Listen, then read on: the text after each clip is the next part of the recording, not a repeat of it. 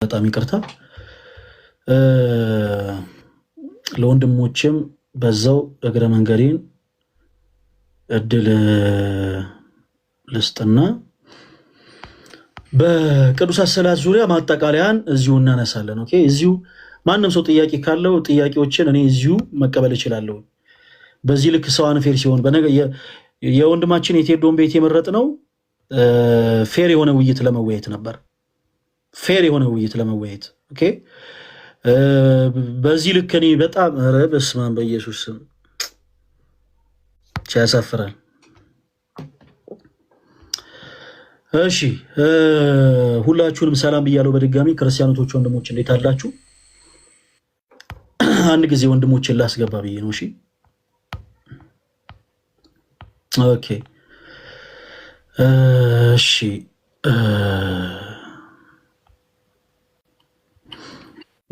እሺ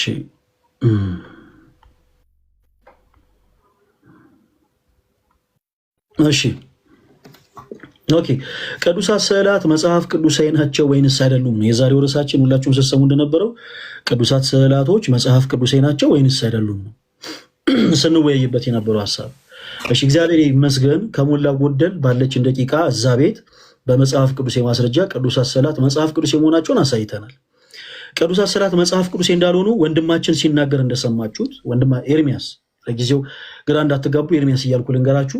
ኤርሚያስም ሲናገር ስትሰሙት እንደነበረው ቅዱሳት ስዕላት መጽሐፍ ቅዱስ እንዳልሆኑ የሚናገሩባቸው የመጽሐፍ ቅዱስ ጥቅሶች በአጠቃላይ ለጣዖታት የተነገሩ ናቸው።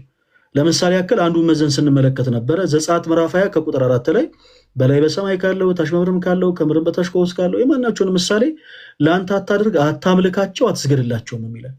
እዚህ ክፍል ላይ የሚናገረው ስለ ጣዖታት እንጂ ስለ ስዕላት አይደለም። በመጽሐፍ ቅዱሳችን ላይ አምላካችን እግዚአብሔር በቃ ለምሳሌ እንደው የቅዱሳን መላእክትን እንኳን ስዕላት መሳል ባይቻል አትሳሉ ካለ በኋላ በሌላ ገጽ ላይ ደግሞ ሂዱና ሳሉ አይልም። ኦኬ፣ አትስረቁ ካለ በኋላ ስረቁ አይልም። አትዘሙቱ ካለ በኋላ ዘሙቱ አይልም። እና እዚህ ክፍል ላይ እየተናገረ ያለው ስለ ቅዱሳን መላእክት ስለ ቅዱሳን ሰዎች አይደለም፣ ይልቁኑ ስለ ጣዖታት ነው።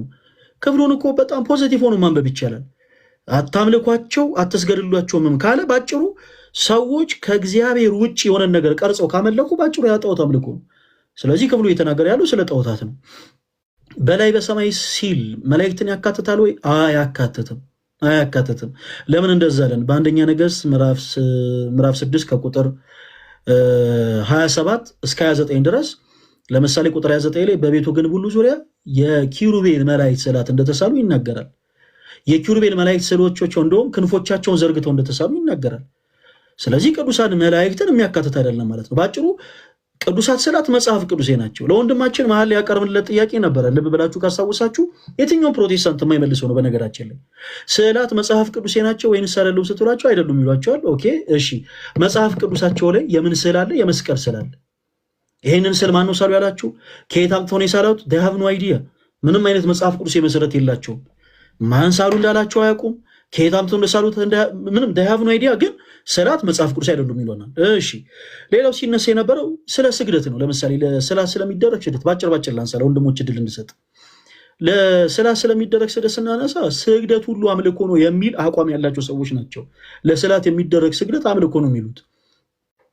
እኛ ኦርቶዶክሳውያን ቅዱስ ጳውሎስ በሮሜ መልእክቱ ምዕራፍ 13 ከቁጥር 7 እንዳለው ክብር ለሚገባው ሁሉ ክብርን እንሰጣለን።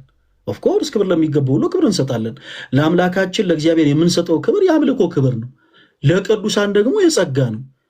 ቅዱስ የምንለው አምላካችን እግዚአብሔርን ብቻ ነው። የእርሱ ቅድስና የባህሪው ነው። ማንም አይሰጠውም፣ ማንም አይነጥቀውም። ቅዱሳን የምንላቸው ግን በጸጋ ነው፣ which means የስጦታ ነው ማለት ነው። ስለዚህ የጸጋ ቅድስና ላላቸው ሁሉ የጸጋ ወይም ደግሞ የአክብሮት ስግደትን እንሰግዳለን። ከየት አመጣ ነው? መጽሐፍ ቅዱስ ለመሆኑ ስግደት ሁሉ አምልኮ ነው ይለናል ወይ? በፍጹም። የተወሰኑ የመጽሐፍ ቅዱስ ጥቅሶችን አንስተናል። ለምሳሌ መጽሐፈ ዜና መዋዕል ቀዳሚ ምዕራፍ 29 ከቁጥር 20 ያለውን ሐሳብ አንስተን ነበረ። ለእግዚአብሔርና ለንጉሱ ሰገዱ የሚለው ማለት ነው።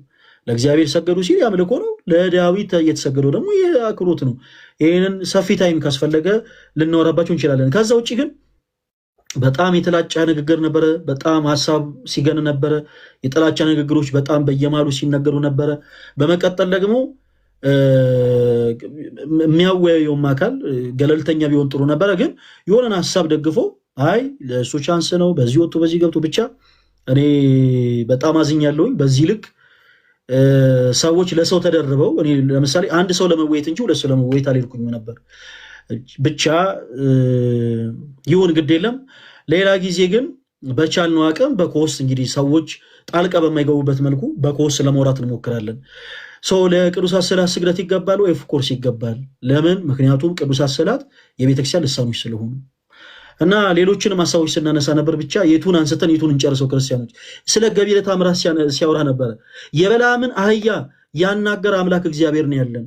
አዎ ሰው እንደ እምነቱ ይድናል፣ እንደ እምነቱ ይድናል። ቅዱሳን ስዕላት ስለ አድኖ ስንል ከደዌ ስጋ ያድኑናል እያለን እንጂ ከዘላለም ሞት ያድኑናል እያለን አይደለም። ከዘላለም ሞት ያዳነን የእምነታችን ጀማሪና ፈጻሚ ጌታችን ኢየሱስ ክርስቶስ ብቻ ነው። ቅዱሳት ስዕላት ኦፍኮርስ ከደዌ ስጋ ያድኑናል። ለምሳሌ ማቴዎስ ወንጌል ምዕራፍ 9 ሳነሳላችሁ ነበር። ያቺ ሴት የኢየሱስ ክርስቶስን ጨርቁን ነክታ ነው ከደዌ የዳነችው። ጨርቁን የነካችው ኢየሱስን ረስታ አይደለም፣ ይልቁኑ በኢየሱስ አምና ነው። አየህ፣ ክርስቶስ ወደኋላ ዞር ብሎ ልጅ ሆይ እምነትሽ አድኖሻል ነው ያላት። እና እምነታቸውም ያደናቸው ብዙ ክርስቲያኖች ወንድሞች አሉን። አሁንም በቅዱሳት ስዕላቶች በኩል እግዚአብሔር አምላክ ከደዌ ስጋ የሚያድናቸው ማለት ነው። ገቢረ ተአምራት ይደረጋል እንዴ? የበለዓምን አህያ ያናገር አምላካችን እግዚአብሔር የቤተ ክርስቲያን ልሳን በሆኑት ቅዱሳት ስዕላት እንዴት አይናገርም? እንዴት ሰዎችን ልክ እንደየእምነታቸው ከደዌ ስጋ ይፈውሳቸውም? ይህ እኮ በጣም ብቻ በጣም ተራ ጉዳይ ነበረ። ለማንኛውም ሞር መጽሐፍ ቅዱስ መረጃ እንደሌላቸው ግን ተመልክተናል። እግዚአብሔር አምላክ ስሙ የተመሰገነ ይሁን። ወንድሞች ለእናንተ ሰፊ ሰዓት ልስጥ፣ በጣም በነገሮች ስለተከፈውኝ ለእናንተ እድል ልስጥና ለእህት ለወንድሞቻችን እስቲ አንዳንድ ሀሳቦችን አቀብሏቸው። ዮሐዴ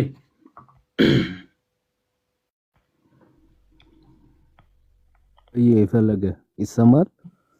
ይሰማል። እንዴት አመሻችሁ? ሰላም ብያለሁ ሁላችሁም። እግዚአብሔር ይመስገን። ቃለ ሕይወት ያሰማልን። ፈሌ አክቹአሊ በጣም እንትን የሆነ ጭቅጭቅ የበዛበት አይነት ምናምን ነገር ነበረ እና አይ ቲንክ ፌር ያልሆነ ምናምንም ይመስላል። አክቹአሊ እንትኑ ውይይቱ ፌር የሆነ ምናምን አይመስልም ሲደረግ የነበረው። እሱ ባደረገበት መንገድ ስትሄድ ኢንተራፕት ማድረግ ነበረ። አንተ ሰዓት ላይ ደግሞ እሱ እንደፈለገ እንትን ሲል ይፈቀድለት ነበረ። ዞሮ ዞሮ ግን ማስተላለፍ የሚገባውን ነገር በደንብ ተላልፏል ብዬ አስባለሁ። ለምሳሌ ስዕላት መጽሐፍ ቅዱሳዊ ናቸው ወይስ አይደሉም የሚለውን ሐሳብ ለመወያየት ገብቶ ቅዱሳት ማለት ቅዱሳት ናቸው እያለ የኪሩቤልን ስዕላት ኦኬ ቅዱሳት ናቸው እያለ ሲናገር ነበር። አክቹአሊ ራሱ ከዚህ በፊት ለታቦት አዎ ይሰገዳል ብሎ ቃል በቃል ተናግሯል። ለመወርቅ አይተንፍሱ ማለት ኦኬ ለታቦት አዎ ይሰገዳል ብሎ ቃል በቃል ተናግሯል። ስለዚህ ለታቦት የሚሰገድ ከሆነ ታቦት ላይ ያሉት ደግሞ የኪሩቤል ስዕላት እንደሆኑ በሚገባ ተነስቷል። ቶታሊ ርዕሱን ትቶ ማለት መጽሐፍ ቅዱሳዊ ናቸው ወይስ አይደሉም የሚለውን ትቶ መጨረሻ ላይ ምንድነው ይሰገዳል፣ ይታጠናል ምናምን ኦኬ ተአምራት እንደዚህ በስዕላት የተደረጉ ተአምራት ምናምን የሚል ሐሳብ ነበር ሲያነሳ የነበረው በአጠቃላይ ማለት ነው። ሆኖም ቀረ ግን ዋናው ልንረዳው የሚገባው መጽሐፍ ቅዱሳዊ ናቸው ስዕላት፣ ቅዱሳት ስዕላት መጽሐፍ ቅዱሳዊ መሆናቸው እግዚአብሔር ያዘዛቸው መሆናቸው በሚገባ ታይቷል። እና መጽሐፍ ቅዱስ ላይ ያለው መስቀል ተነስቶ ሲጠየቅ ምንድን ነበር ያለው? እሱ የመጽሐፍ ቅዱስ ማህበር ነው እንጂ የኛ አይደለም ማለት ባይዞይ ትልቅ ክሌም ነው ይሄ ማለት የመጽሐፍ ቅዱስ ማህበር ነው እንጂ የኛ መጽሐፍ አይደለም ብሎ በቢብሊካ ሶሳይቲ የታተመውን የመጽሐፍ ቅዱስ ማህበር እንዳሳተመው አድርጎ ሲናገር ነበር። አዲሱ መደበኛ ትርጉም ከነ ማብራሪያው መስቀል የተሳለው እንደዛ እያለ ሲናገር ነበር። በጣም ታሳፍራለህ ወንድማችን፣ የማታውቀውን ነበር ስታወራኝ ነበር። እኔ እንደውም ታሳየዋለህ ብዬ የነበረው ፈለገ አንዴ ቪዲዮህን ዝጋልኝ ማለት አንዴ ቪዲዮህን ዝጋውና ፕሮፋይል ፒክቸር ላይ ያለ የተሰቀለው ከታች ላይ ያለው የሆነ የታቦትም ስዕል ምናምን የሚመስል አለው ፕሮፋይል ፒክቸሩ አይደል? ይሄ ስዕላት ጣዖት ናቸው ሲል ነበረ። ፕሮፋይል ፒክቸር ጣዖት ነው ወይስ አይደለም? በቃ ጣዖት ሉትራን ቸርች ምናምን ኦፍኮርስ መጨረሻ ላይ ኦፍኮርስ ጠይቀው መልሷል። ስዕላት ጣዖታት ናቸው ሲል ነበረ። ሉትራን እና መካነ ኢየሱስ ቸርቾች ላይ ስዕላት እንዳሉ ስታሳየው አይ የነሱ ጣዖት አይደለም ብሎ ደግሞ ርዕሱ ማጠን መስገድ ምናምን ነው እንጂ ስዕላት እንደዛ ችግር የላቸውም ብሎ ደግሞ ስልታዊ ማፈግፈግ ሲያደርግ ተመልክተናል።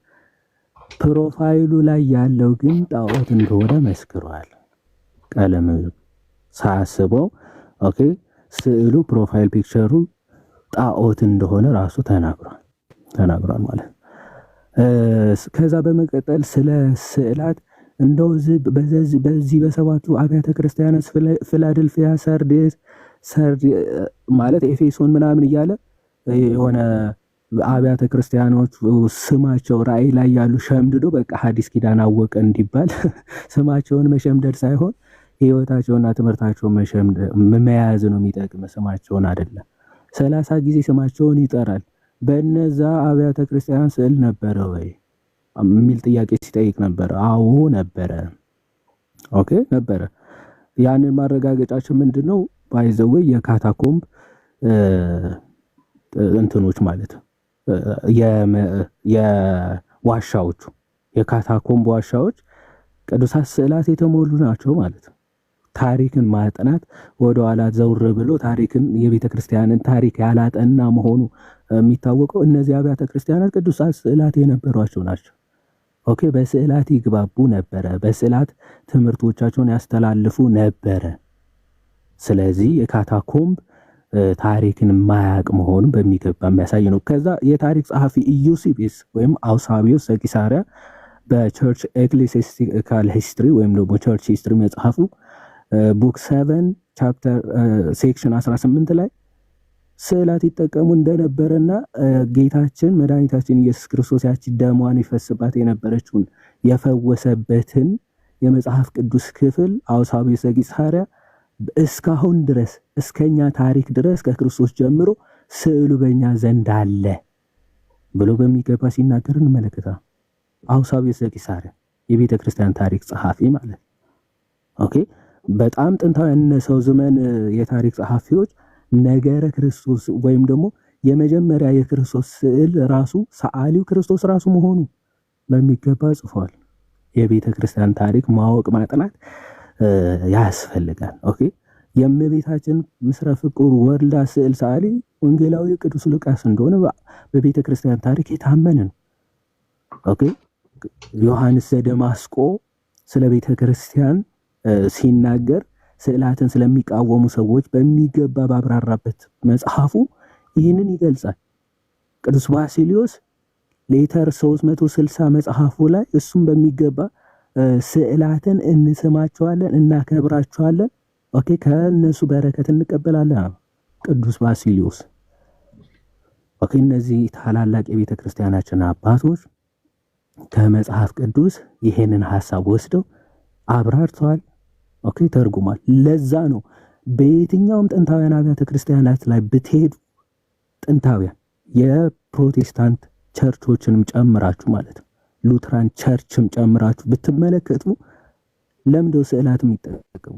ኦኬ ስዕላትን ይጠቀማሉ። ከጥንት ጀምሮ በቤተ ክርስቲያን ታሪክ ውስጥ የነበረ ስለሆነ እነ ቅዱስ ዮሐንስ አፈወርቅ የቅዱስ ጳውሎስ ስዕል ነበረውና በሌሊት እየተገለጠ ምስጢራቱን ሲገልጽለት የነበረ ከቅዱስ ጳውሎስ ስዕል ኦኬ እየተነሳ ቅዱስ ጳውሎስ ይናገር የነበረውን ነው። ይሄ በጥንታውያን አብያተ ክርስቲያናት ሁሉ የታመነ ስዕላት ይናገራሉ፣ ስዕላት ያጠባሉ ምናምን አይነት ነገር። ይኸው ቅዱስ ዮሐንስ አፈወርቅን ኦኬ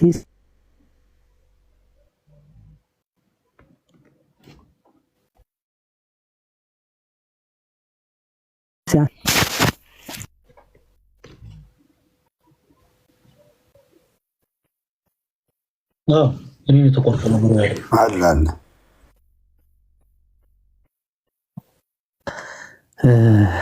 አዎ ቅዱሳት ስዕላት በተአምር ሊናገሩ ይችላሉ። ይህ ተአምር ነው ግን ኦኬ ተአምር ከዕለታዊ አስተምሮ እንኳን መለየት የማይችል አስተምሯቸው ላይ እንደዚህ ያለ ብሎ ሲናገር ነበር። አስተምሮ አይደለም አክቹዋሊ ኦኬ ከስዕል ወተት ጠቡ ወይም ደግሞ ስዕሉ ተናገረ፣ ከዛ ድምፅ ወጣ። አስተምሮ ነው እንዴ? አስተምሮ አይደለም። አስተምሮና ተአምር እንኳን መለየት ማለት ምን እንደማለት መሰላችሁ? የበልዓም አህያ ተናገረች፣ ስለዚህ አህዮች ይናገራሉ ብለው ክርስቲያኖች ያስተምራሉ። በአስተምሯቸው አህዮች ይናገራሉ ብሎ ትምህርት እንደማድረግ ማለት ነው። የያዕቆብ በጎች ሽምልምል እንጨቶችን በመመልከት ጸነሱ። አይ በጎች የሚጸንሱት በማየት ነው ብለው ክርስቲያኖች ያስተምራሉ በትምህርት ደረጃ ብሎ እንደመናገር ያለ መሐይምነት እውነት የለም። ይህ መሐይምነት ነው እውነት ለመናገር። እንዴት ቅጭጭ ያለ አእምሮ ቢኖራቸው ነው እንዲህ አይነት ሐሳብ ራሱ የሚያነሱ? በሆነ ገድል በሆነ ተአምር ላይ እንዲህ አይነት ነገር ተገኘ ማለት በአስተምሮታቸው እንዲህ ያምናሉ ወይም ደግሞ ስዕላት እንዲህ ያደርጋሉ ብለው ያስተምራሉ ብሎ መናገር ሼም። ለውይይት ከመጣ ሰው ደግሞ እንደዚህ አይነት አይዲያ ማንሳት ነውርና ሀፍረት ነው እውነት ለመናገር ማለት ነው። ሰው እንደዚህ አይነት ሀሳቦች ሲነሱ ነበረ። አክቹዋሊ ቅዱስ ተርቱሊያንም የሚናገረው ሀሳብ አለ። በቤተ ክርስቲያን ቅዱሳት ስዕላት የተከለከሉ አይደለም፣ ሁልጊዜ እንስላቸዋለን፣ ከነሱ እንማራለን። ኦኬ እና ደግሞ እናከብራቸዋለን፣ ምክንያቱም እነሱ የሰማይ መስኮቶች ናቸው ይልና የሰማይ መስኮቶች ማለት የምናከብረው የምንሰግደው ምናምን ለስዕላቶቹ ለወረቀቶቹ ምናምን አይደለም። ኦኬ አልፎ ወደ ማን ነው? ለስዕሉ ባለቤት ነው የሚያልፈው ይልና እችን ብቻ ተናግሬ እጨርሳለሁ። ለስዕሉ ባለቤት ነው ይልና ቅድም ማለት ቢቀደዱ ራሳቸውን ማዳን ይችላሉ እያለ ሲናገር ስለነበረ ማለት ነው። መጽሐፍ ቅዱስ ለምሳሌ ያድናል አይደል? ቃሉ መድኃኒት ነው የሚያድን ነው። ግን አይቀደድም ማለት ሰዎች ሊቀዱት አይችሉም ማለት ነው። መጽሐፍ ቅዱስ ሰዎች ቀደዱት ማለት አያችሁ፣ ይሄ ያድነናል የምትሉት ቃል አያድንም ማለት ነው ብለህ እውነት እኔ በጣም ነው የማፍረው ራሱ ለሚያነሱት ሎጂክ ማለት ነው። አሁን ቅዱሳት ስዕላት ያድናሉ ሲባል ከምን አንጻር ነው? አንድ ቅዱሳን ስለሆኑ በእነሱ በኩል ቅዱሱ በረከት ረድኤት ስጋ የነፍስም ፈውስ ሊሰጠን ይችላል በስዕሉ በኩል። ዋናው ያድናሉ ሲባል ግን የእግዚአብሔርን ቃል ነው የተሸከሙት ሰዎች። ከነዛ ስዕላቶቹን ተመልክተው ትምህርት ያገኛሉ፣ የነፍሳቸውን ማዳን ያገኙበታል ከስዕሎቹ ተምረው ማለት ነው። ልክ ሐዋርያ ቅዱስ ጳውሎስ ጢሞቴዎስ ምን እንዳለው ኦኬ ለትምህርት ብትጠነቀቅ አንተም የሚሰሙህንም ታድናለህ አይደለም? ኦኬ ታድናለህ ብሎታል ጢሞቴዎስ ምን በሚያስተምረው ትምህርት። ልክ እነዚያ ቅዱሳት ስዕላትን በሚያስተላልፉት መልእክት በሚያስተላልፉት የእግዚአብሔር ቃል ሰዎችን ወደ ድነት ይመራሉ። ስዕል አድነው የሚባሉትም ከዚህ አንጻር ነው። እና የተርቱሊያን ሐሳብ ስጠቀልላት ምን ይላል? ትክክል ስዕላት በመጽሐፍ ቅዱስ ለጣዖት አገልግሎት ተቃውሟቸዋል። መጽሐፍ ቅዱስ ለጣዖት አገልግሎት ለአምልኮ ከልክሏቸዋል። ነገር ግን ያ የከለከለው እግዚአብሔር ይላል የእባብን ምስል እንዲቀረጽ ሲያዝ ከጣዖት ጋር የሚገናኝ ፈጽሞ አይደለም። ኪሩቤልን እንዲቀረጹ ሲያዝ ግን ፈጽሞ ከጣዖቶች ጋር የሚገናኝ አይደለም። ይሄንን መለየት ይገባናል ብሎ ጠርጡለስ ይናገራል። በጣም ይቅርታ በዛሁኝ እና እግዚአብሔር ይስጥልኝ። ይወሬ ቴንኪዩ በጣም ያው አንዳንድ ጊዜ የተነሱት ሀሳቦች ስህተቶች ናቸው። ኦፍኮርስ ግን ሆስት አድርጎ ለምሳሌ ሲያወያይ የነበረው ሰው ግን በትክክል የሚለኝ ካልሆነ ግን ምንም ማድረግ አይቻልም። ለምሳሌ ስንወያይበት የነበረው ሀሳብ ቅዱሳት ስዕላት መጽሐፍ ቅዱሴ ናቸው ወይንስ አይደሉም ነው። ቅድም አንተ እንዳልከው ሲነሳ የነበረው እንዴት ነው የሚካኤል ስዕል ተአምር አደረገ ያድናል ምናምን ተአምራትን ልክ እንደ ሃይማኖት መመስረቻ ወይም ደግሞ እንደ ትምህርት አድርገው ለምሳሌ ሲያቀርብ ነበረ። ይሄ ከርዕሳችን ውጭ ነው ሲባል የሚወያዩም አካል አወያዩም አካል ሁለቱም እኩል ጣልቃ ይገባሉ፣ የተለያዩ ደቂቆችን ይጠቀማሉ። ከዛ በኋላ ነገር ይረዝማል እና ባጭሩ ስዕላት መጽሐፍ ቅዱሴ እንዳልሆኑ ስለ እውነት ምንም አይነት መጽሐፍ ቅዱሴ ማስረጃ ሰጥቶ አላሳየም እውነት ለመናገር።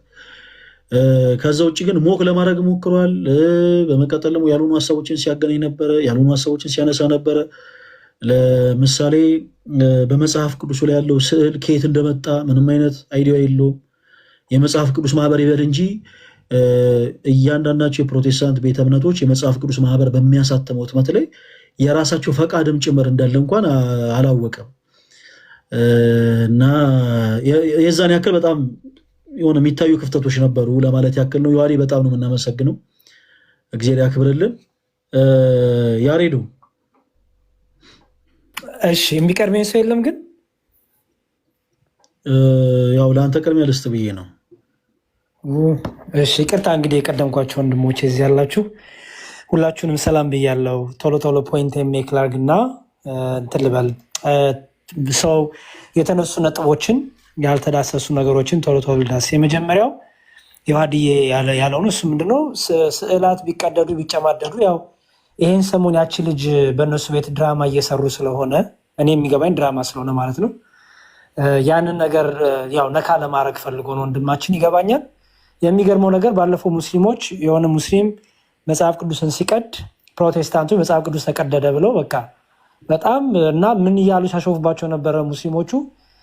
በቃ መጽሐፍ ቅዱስ የማያድን የት አለ እግዚአብሔር እዚህ መጽሐፍ ውስጥ ካለ የማያድን ይሉ ነበር። እና ያንኑ የስንፍና ቃላት ጴንጤዎቹ ሲጠቀሙ አሁን በጣም ያስቃል። በጣም ነው የሚያስቀው። ፕሮቴስታንቶቹ እንደዛ ሲሉ ጴንጤዎቹ እግዚአብሔር ነው ፈራጁ፣ እግዚአብሔር ጊዜ ያለው ይሉ ነበር። ልክ አሁን ስዕላት ላይ ሲመጣ ደግሞ ራሳቸውን አድሩም ይላሉ። ይሄ አይ ዶንት ቲንክ ማቹር አለመሆን ነው። ያው የብሽሽቅ ወንጌል ውስጥ ስለገቡ ወንድሞቻችን አለማስተዋል የሚያመጣው ስህተት ነው። እኛ ሲጀመር ስዕሉ ራሱ ማርያም ናት አላለም። ስዕሉ ራሱ ገብርኤል ነው አላለም። የስነ ስቅለቱ የክርስቶስ ያ ስዕሉ ክርስቶስ ነው አላለም። የስዕሉ ባለቤት ግን የስዕሉ ባለቤት ደግሞ ማንም አያገኘው። እቀድሃለሁ እገልሃለሁ የሚለው አይደለም። ይልቁንም የስዕሉ ባለቤት የሆነው ቅዱስ ከሆነ የቅዱሱ አምላክ ለዛ ለቅዱሱ ይበቀልለታል። እሺ አንድ ሚታርግልኝ። ስለዚህ እሱ ይሄ የፕሮቴስታንቶቹ ጨዋታ ብዙ አይገባኝም። እና ባለፈው ቸርቻችን ፈረሰ ብለው ለቅሶ ተቀምጠው ነበረ የሆነ ክፍለ ሀገር እና ምን ነው እግዚአብሔር አያድንም እንዴ ሊባል ነው። ቸርቹ ፈረሰ፣ ቸርቹ ተቃጠለ እንዲሆነ ሲባል በቃ ኢየሱስ አላዳናችሁም ሊባል ነው። ይሄ የስንፍና ቃላት ነው። ይሄ ብዙም አለመብሰል ያየውበት ነው። ሌላው አንድ ቪዲዮ ላሳይ። ትልቁ ላይ አልጉኝ እንዲያውቁ። ይሄ የኢቫንጀሊካል የሉተሪያን ቸርች ነው። ይሄው ኢቫንጀሊካል ሉተሪያን ቸርች ኢንሳይድ ይላል። እንደምታዩት በስዕላት የተሞላ ነው። የሁሉ ስዕል የሞላው ነው። እንደምታዩት የሁሉ ስዕል የሞላው ነው። ይሄው እንዲያውም እዚህ ጋርም አለ ሌላ ቅርጽ። ይሄው እዚህ ጋርም ስዕል አለ፣ እዚህም አለ። ሙሉ እንዲያውም ብታዩት ያው ምን እንዳይመስሉት እዚህ ሁሉ ውስጥ የመላእክት ስላለ እነ ጊዮርጊስ አለ። ይሄ ሁሉ እንግዲህ ይሄ አለ፣ ይሄ አለ ይሄ ሁሉ እንግዲህ የኢቫንጀሊካል ቸርች የሉተሪያን ቸርች ነው። ይሄ የሁሉ ስዕል ማለት ነው።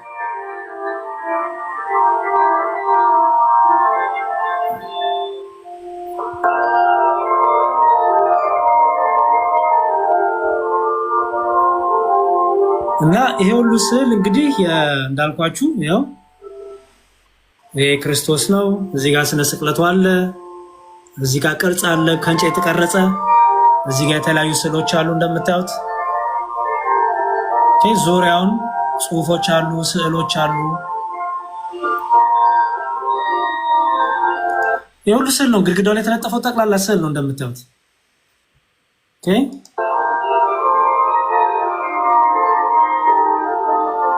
ይሄ ሁሉ ስዕል ነው።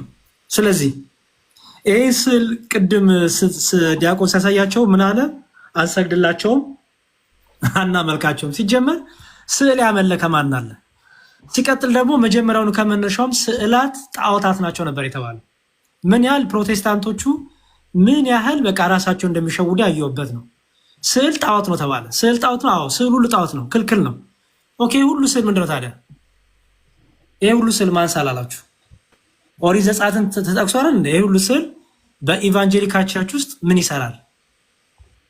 በጣም ብዙ ነው ያለው። ባይዘወይ በጣም ብዙ። ስለዚህ ስዕል ጣዖት ከተባለ ይሄው የእናንተም ኢቫንጀሊካል የሉተሪያን ቸርች ጣዖት አምላኪ ናት ማለት ነው። ጣዖት አምላኪ ናት ማለት ነው። ይህንን ማየት የሚፈልግ ሰው ቀላል ነው። ኢቫንጀሊካል ሉተሪያን ቸርች ኢንሳይድ ብላችሁ ጽፎ ይወጣላችኋል። ናቶል ይሄ በጣም ብዙ ይወጣላችኋል። ስለዚህ ይሄንን መመለስ አቅቶታል ወንድማችን። ግን ራሳቸው ሉተሪያኖች ራሳቸው ይሄው ይጠቀማሉ። ይሄው ስዕል ይጠቀማሉ። ማን ሳላላችሁ ከመነሻውም ጀምሮ ስዕልን ማን ሳላላችሁ ነው። አሁን ያልገባ አይ ሪፕሬዘንቴሽን ናቸው ወካይ ናቸው እኛ ስንል እኛን ጣዖት አምላኪ ትሆናላችሁ፣ እናንተ ስታደርጉት ግን ችግር የለውም ማለት ይሄ በጣም አላዋቂነት ነው እና ይሄን እንድታዩ ፈልጋለሁ። ሌላው ቅድም ካነሳው ላይ ሙሴ በእጁ የሳለው ስዕል የለም ታቦቱ ላይና በወርቅ እና እንደዚህ የተቀረጸ እንጂ ስዕል አልሳለም የሚል ነገርም ተነስቶ ነበር። ኦኬ መቼም ይሄ ማሳያችሁ መጋረጃ ላይ መቼም በዚህ በኦሪት ዘጸአት ምዕራፍ 26 ከቁጥር 1 ላይ እንዲህ ይላል፣ ደግሞም ከተፈተለ ከጥሩ በፍታ ከሰማያዊ ከሐምራዊም ከቀይም ግምጃ የተሰሩ 10 መጋረጃዎች ያሉበትን ማደሪያ ስራ። 10 መጋረጃዎች ስራ፣ ብልህ ሰራተኛም እንደሚሰራ ኪሩቤል በእነርሱ ላይ ይሁን ይላል። ምኑ ላይ? መጋረጃዎቹ ላይ ኪሩቤልን አስቀምጥ እያለው ነው። እሺ መጋረጃዎቹ ላይ ኪሩቤል በእንዴት የተቀመጡት? በእንጨት የእንጨት መጋረጃ የነበረው በፍታ እያለ ስለዚህ መጋረጃዎቹ ላይ ሁሉ የኪሩቤልን ስዕሎች አድርጓል ማለት ነው። ወንድማችን ኤርሚያስ የሚያውቀው ታቦቱ ላይና ግድግዳው ላይ ብቻ የሚለው ነው ያለው መረጃ ይመስለኛል። መጋረጃዎቹ ላይ ሙሉ የኪሩቤልን ምስል እንዳስቀመጠ እንደሳለ አይ ዶንት ቲንክ ያወቁ አልመሰለኝም። ምክንያቱም እሱ ያሰበው በወርቅ ለበጠው ቀረጸው የሚለውን ነው። በመጋረጃዎቹ ላይ ሁሉ የሳለውን ሁሉ ግን አይ ዶንት ቲንክ ያወቁ አልመሰለኝም። ስዕል ክልክል ነው ለማለት ነበረ ያን ያለው። ግን ኦሪት ዘጸአት ምዕራፍ 26 ቁጥር 1 ቁጥር 31 ስታነቡት ምን ይላል? መጋረጃውንም ከሰማያዊ ከሐምራዊ ከቀይ ግምጃ ከተፈተሉ ከጥሩ በፍታ አድርግ፣ ብልህ ሰራተኛ እንደሚሰራ ኪሩቤል በእነርሱ ላይ ይሁን ይላል። ኦኬ ስለዚህ ያው አለማወቅ ነው እንግዲህ አለማንበብ ነው። እሱን በዚህ እንድትሞሉት እንፈልጋለን። ያው ፕሮቴስታንት ወንድሞቻችንን እኛ ጋር ስለመጣችሁ በዛው ያልተማራችሁትን እንድትማሩ ነው።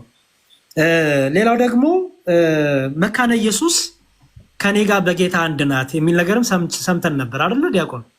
መካነ ኢየሱስ እንዴ እኔ አንድ ሰው ወደ ፕሮቴስታንት እምነት ልምጣ ቢል መካነ ኢየሱስ አልልክም ብሎ አልነበር እንዴ? ወደ መካነ ኢየሱስ እንደሄዱ አልመክርም። ሰዎች ወደ መዳን ሲመጡ መካነ ኢየሱስ ሄደው እንዲጠመቁ አልመክርም። መካነ ኢየሱስ ሄደው ምንም ነገር እንዲያደርጉ አልመክርም። መካነ ኢየሱስ ዕቃቃ ጨዋታው ነው የምትጫወተው ሲል አልነበር እንዴ? ዛሬ ሲሆን ነው እንደ ለክርክር ሲሆን ነው እንደ ማስረጃ ላሳያም ችግር አለ። እሺ አንዳንዴ እንዲያው ውሸት በጣም የሚደብር ነገር ነው በእውነት። ለክርክር ሲባል የሚደረጉ ውሸቶች ያ ራስን ማታለል ነው። መካነ ኢየሱስን ዕቃቃ የምትጫወት ናት ተብላ የተቀመጠችን ቸርች ዛሬ በጌታ አንድ ናት። ይሄ ጥሩ አይደለም። ግን እንስማው። በአራስታሙ ለምን አትወጡም? ጉዳይ ነው አልኩ። ጥምቀት ለድነት ነው ብሎ የሚሉ ሰዎች ስርዓት እኮ አልኩ። በእውነት ኤርሚያስ አንተ ራስህ ስርዓት ብትጥሩ ነው። እውነት ስርዓት ያዝ። አንተ ማታምንም በቃ ራስህ እጅ ላይ ቁጭ በል እንጂ ስርዓት ያዙ እኛን ማለት አትችልም። እና ንግግሩ ራሱ በጣም የሚደብረው ሌሎስ ግን የሚሰሙት እኔ ህፃናት አጥማቂያን የሆኑ ቤተክርስቲያናት ላይ ምን ልረዳችን ማለት ምን ልረዳችን ቤቴው ምናምን ነገር ስርዓትን ትይዛለህ። ለሚሰማኝ ትውልድ እናገራለሁ። እንደነዚህ አይነትን ሰዎች እንዳይሰሙ ማለት አደብ ነው መኖር ያለበት። የእግዚአብሔር ቃል ሐዋርያቱ ያላሉትን አንተ ትውልድ መቀበል የለብህም። እነ ጴጥሮስ ያልሰሩትን ስርዓት፣ እነ ጳውሎስ ያልሰሩትን ስርዓት፣ አባ ጊዮርጊስ ዘጋስጫ የሚባል ትምህርቱ አልጫ የሆነ ሰውዬ የሰራውን ስርዓት እንትና ሉተርም የሰራውን ስርዓት ሁለትን አልቀበልም። እንደ መጽሐፍ ቅዱስ አይቼ የመካነ ኢየሱስ በል የሉተራውያን በል የህፃናት ጥምቀት ጫወታ ነው። 4 ነጥብ እናንተ ፊደል እሺ ያው እንደሰማችሁት ምንድን ነው ያለው? የመካነ ኢየሱስም የሉተሪያንም የማንም እቃቃ ጨዋታ ነው። እዛ ያለው የመዳን ትምህርት እቃቃ ጨዋታ ነው። ዛሬስ በጌታ አንድ ነን። ይሄ በጣም ትክክል ያለው ነገር ነው። ራስን መሸወር ነው። እንዲያው ምእመኑንም ምስኪን ነው፣ በቃ ምንም አያዳምጥም፣ ዝም ብሎ ቲፎዞ ነው ማለት ነው። እና ይሄ በጣም ያሳቀኝም በጣም የገረመኝ ነገር ነው። በተረፈ ግን ላጠቃላ ሀሳቤን ስዕላት መጽሐፍ ቅዱሳዊ ናቸው። ፕሮቴስታንት ሲስለው ስህተት የሆነ ይቅርታ፣ ፕሮቴስታንት ሲስለው ቅዱስ የሆነ ሉተሪያን ሲስሉት ቅዱስ የሆነ ኦርቶዶክሲያን ሲስሉ ግን ጣዖት የሚሆን ስዕል የለም። እናንተ ስታረጉት ቅዱስ፣ እኛ ስናረገው ጣዖት የሚሆንበት ምክንያት የለም። የሉተሪያን ቸርች በስዕል ተከባ ዙሪያዋን የመላእክት ስዕል፣ የነ ጊዮርጊስ ስዕል፣ የድንግል ማርያም እንዲሁም የሉተርን ትምህርት ላሳይ፣ እንዲሁም ይህን ነበር ላሳይ የነበረው። ኦኬ ይኸው ምን ይላል? ሉተሪያን ኢንፎርሜሽን ዳት ኦርግ ይላል። ይሄ ዌብሳይት እንደምታዩት ሉተሪያን ኢንፎርሜሽን ዳት ኦርግ ይላል። ሉተር ስለ ስዕል ምን ያምናል የሚለውን ላሳያችሁ። ሉተር ስለ ስዕል ምን ያምናል? ሉተር ምን ይላል? እንዲህ ይላል Now I say this to keep this conscience free from mischiefs, laws, and fiction sins, and not because I would defend image, nor would I condemn those who have destroyed them. ስዕላትን ያቃጠሉን ያጠፉ ነበሩና እነሱንም እቃወማቸዋለሁ ይላል ማ ሉተር። ዲስትራጓቸውን ያጠፏቸውን ያቃጠሏቸውን እቃወማቸዋለሁ አለና especially those who destroy divine ይላል። ማንን ነው ማለት? divine and idolatrous image, but image for memorial and witness such as crucifix and image of saints are to be tolerated ይላል ማ ሉተር። የጌታችን ስቅለትና የቅዱሳን ስዕልና የክርስቶስ ስቅለት ይሄን የሚመሰክሩ ስዕሎች በቤተ ክርስቲያኖች ይኖሩ ይገባል፣ ቶለሬት እናረጋቸው ይገባል ብሎ ማን ያስተምራል? የእምነት አባታቸው ሉተር። ስለዚህ ኤርሚያስ ደግሞ ምን አለ? ስዕል ጣዖታት ናቸው ይላል። ሉተሪያን ደግሞ በጠቅላላ በቸርቻቸው ስዕል አለ። ስለዚህ ጣዖት አምላኪ ናቸው ማለት ነው። በጌታ አንድ ነን የሚላቸው ሉተሪያን ጣዖት አምላኪ ናቸው ማለት ነው። ስለዚህ እንድታውቁ ፈልጋለሁ። ማጠቃለያ ምንድን ነው? እኛ ቅዱሳት ስዕላት አዎ እግዚአብሔር ታምር ይገልጥባቸዋል። አዎ እግዚአብሔር ማዳን ይገልጥባቸዋል። በቅዱስ ጳውሎስ ጨርቅ ታምሩን የገለጠ ክርስቶስ ዛሬም ይሰራል። ድንጋዮች እንዲናገሩ፣ ድንጋዮች እንዲያመሰግኑ፣ አህያ እንድትናገር ያደረገ እኛ የማይሰራ ክርስቶስ የለንም። የማይሰራ እግዚአብሔር የለንም። ጸጥ ያለ ክርስቶስ የለንም። ፕሮቴስታንቶቹ እንደዚህ አይነት ክርስቶስ ካላችሁ መብታችሁ ነው። ግን ለእናንተ ሲሆን የሚሰራ ለእኛ ሲሆን የማይሰራ ክርስቶስ ብሎ ነገር የለም። ስለዚህ ያው ቅዱሳት ስዕላት ታምሩን ይገልጥባቸዋል። ክርስቶስ እግዚአብሔር ማዳኑን ይገልጥባቸዋል፣ ኃይሉን ይገልጥባቸዋል። አህያን ያናገረ ጉዛንን ያናገረ አምላካችን ኢየሱስ ክርስቶስ በዚህ በአንደኛ ነገሥት እንደምናነበው ቁራ እንኳን ሄዳ ነቢዩን ተመግበው እንደነበረ ይህ ሁሉ የእግዚአብሔር ድንቅ ስራ ነው። እኛ በእግዚአብሔር ድንቅ ስራ በእግዚአብሔር ኃይል ክብሩን ኃይሉን ይገልጥባቸዋል ብለን እናምናለን። የማይሰራ ክርስቶስ የለንም። የማይሰራ እግዚአብሔር የለንም። ስለዚህ ቅዱሳት ስዕላት ቅዱስ ያሰኛቸውም የቅዱሱን ታሪክ ስለያዙ ነው ማለት ነው።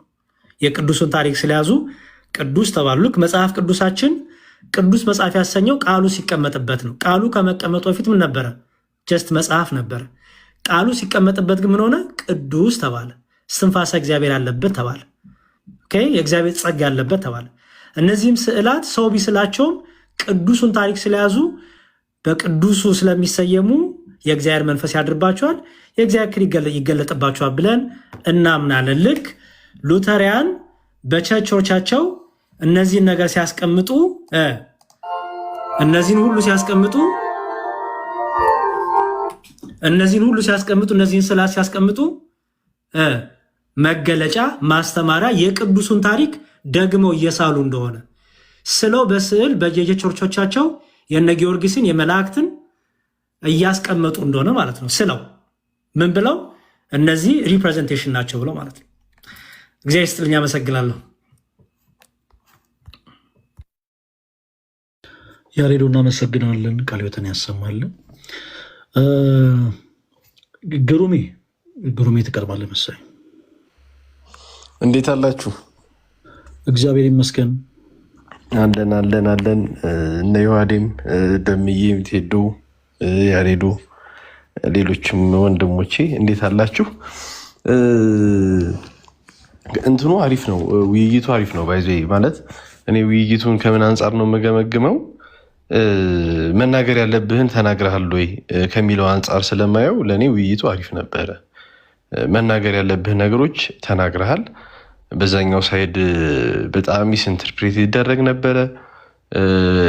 ሪሌሽናል የሆኑ ነገሮችን ባነሳ ቁጥር እነዛን ሪሌሽኖች ወደ ሌላ ጽንፍ ወስዶ ኢንተርፕሪት ማድረግ እንደነበረ ያው ሁላችንም ያየነው ነው። ግን በቃ አንተ አድሬስ ማድረግ ያለብን ነገር ከማድረግ አንጻር ግን ውይይቱ ለእኔ በጣም አሪፍ ነው ብዬ ነው ማስበው። አወያዩን ኖርማሊ ያው በሌላ ውይይት አውቀዋለሁ፣ ሃይማኖቱም እንደሆነ አላውቅም። በእርግጥ ግን ሃይማኖቱ ላይ ያለ ሰው ቢሆን ሞር አሪፍ ነበረ ብዬ አምናለሁ። ማለት አንዳንዴ ምን አለ ኤርሚያስ ምን አይነት ብልጠት ለመጠቀም ይሞክራል። እሱን የሚስበውን ነገር ወይ ጆሮውን የሚስበው አይነት ነገሮችን ለማውራት ይፈልግ ነበር ኤርሚያስ ማለት ነው። ሰውየው ኦልሬዲ ይሄ ሃይማኖቱ ላይ አዋልድ መጽሐፍ ምንድን ነው፣ መጽሐፍ ቅዱስ ምንድን ነው የሚለውን ነገር ሪያላይዝ የሚያደርግ አይነት ሰው ስላልሆነ ኤርሚያስ የሚያወራቸው ነገሮች ሞር እየሳቡት አንተ ላይ እንዲያውም ጫና ሁሉ ለማድረግ የሞከር አይነት የሚመስል ነገሮች ነበሩ እና ሞር ሃይማኖቱ ላይ ያለ ሰው ቢሆን ኖሮ የበለጠ አሪፍ ይመስለኝ ነበር ይሆን ነበረ። ሌላው ቅድም ዮሐዴን በደንብ አንስቶታል። መጽሐፍ ቅዱስ ላይ ያለው ስዕል ስትለው እንዲያውም መጽሐፍ ቅዱስ ማህበር ሲል ጭራሽ ይሄ ቢብሊካ ሶሳይቲ ያሳተመው እንጂ መጽሐፍ ቅዱስ ማህበር ያሳተመው አይደለም። ያንን ራሱ እንኳን ለይቶ አልተረዳም እና ያንን እንኳን ማገናዘብ አልቻለም። ሌላው ቅድም ዮሐዴን በቃ ደጋግሞ ሲለው የነበረው ነገር ሂስቶሪካል የሆኑ ኤቪደንሶች፣ አርኪኦሎጂካል የሆኑ ኤቪደንሶች ጭራሽ ምንም የሚያውቃቸው ነገር የለም ስለ ስዕል። በተለይ የመጀመሪያ ዘመን ክርስቲያኖች ከአይሁድና ከሮም ይመጣባቸው ከነበረ መከራና ስደት ለመሸሽ ይጠቀሙባቸው የነበሩ ዋሻዎች አሁንም ድረስ ስለ ቅዱሳት ስዕላት አርኪኦሎጂካል ኤቪደንስ ሆነው የሚያገለግሉ ናቸው። ስፔሻሊ የጵርስቅላ ካታኮምብ ወይም ምንድን ነው ስሙ ዋሻ የምንለው የእናታችን ቤታችን ቅድስት ድንግል ማርያም ክርስቶስን አቅፋ ይዛ የነበረው ስዕል በጣም እንግዲህ ፈርስት ሴንቸሪ ሰከንድ ሴንቸሪ ላይ የነበሩ ዋሻዎች ናቸው። እነዚህ የመጀመሪያው ክርስቲያኖች የምንላቸው ቤዝ የምናደርጋቸው ዛሬ የሆነ ነገር አደረግን፣ ዛሬ የሆነ ነገር ተናገረን ስንል ከኛ ቀድሞ ማን ብሎታል ብለን ወደኋላ ብንሄድ የምንደርስባቸው ክርስቲያኖች ናቸው እና ሂስቶሪካል አርኪኦሎጂካል ኤቪደንሶችን በሙሉ በጣም ረግጦ ጭራሽ ምንም ቦታ እንዳልሰጣቸው አይተናል። ሌላው ደግሞ ማሰብ ያለብን ደግሞ ይሄ ሪትን የሆኑ ደግሞ ኤቪደንሶች ቅድም የአውሳቢዎስን ቅድም ዮሐዴስ ያነሳ ነበረ። በተለይ ደግሞ ባስልዮስ አሁን በተለይ ስለምን ያወራ ነበረ? ስለ ቅዱሳት ስዕላት ሆነሪንግ እና ቬነሬት እናደርጋለን ስንል አሁን ቅድም ያሬዴ ሲል እንደነበረው ለፕሮቶታይፑ እንደሆነ እኔ አሁን ዛሬ እዚህ ጋር ለምሳሌ የቤተሰብ ፎቶ አለ። በቃ አንድ ሰው ይህን ፎቶ ሳይ የሚያየው ወረቀትና ስዕል አይደለም የሚያየው በቃ እኔን ከነ ቤተሰቦቼ ነው እዚህ ጋር እያየ ያለው። ወይም የዮሐዴ ምስል ላይ ያለው አቡነ ማን እንደሆኑ ጠፋኝ እንጂ ደግሞ ተፎገርኩ እዚሁ ዮሐዴ ምስል ላይ ያለውን ያንን ሳይ አቡነ ሽኖዳ አሁን አቡነ ሽኖዳ ናቸው እንጂ የምትለው አሁን እኔ እዛ ሰዓት ላይ የኤርሚያስን ፎቶ አውጥተህ ይሄ ማን ነው ብትለው ኤርሚያስ ነው እንጂ የሚልህ ጨርቅና ስዕል ነው አይልህም። ስለዚህ ባስልዮስ የሚለው የነበረው ምንድን ነው ይሄ ሆነሪንጉም ሆነ ቬኔሬሽኑ ፓስ የሚያደርገው ለፕሮቶታይፑ ነው። በቃ እኛ የምናከብረው የምናመሰግነው የሆነ ወረቀት አይደለም። ለወረቀትማ እኮ መጽሐፍ ቅዱስና አንድ የኔ የልጄ ስዕል ደብተርም ሁለቱም ወረቀት ናቸው፣ ጽሁፍ አላቸው አይደል?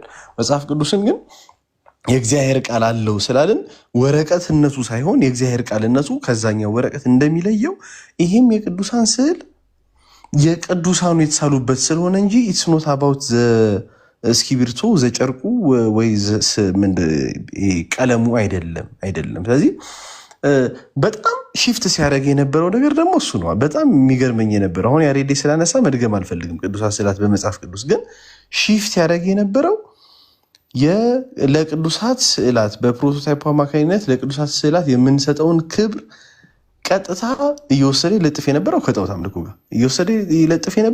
አምልኮ ጋር ያንን ሽፍቲንጉን እኮ አንተ ይዘኸው ነበር። ምክንያቱም ሁሉ ስግደት አምልኮ ነው ወይ ሁሉ ማጠን አምልኮ ነው ወይ ስትለው ደግሞ ኖ ይሄ ርዕስ አይደለም እያላለፈ ልክ እሱ ጋር በተራ ሲመጣ ደግሞ እንደገና ማይሆን ነገር ሄደና ከሞላ ጎደል ለእኔ በጣም አሪፍ ነው ውይይቱ።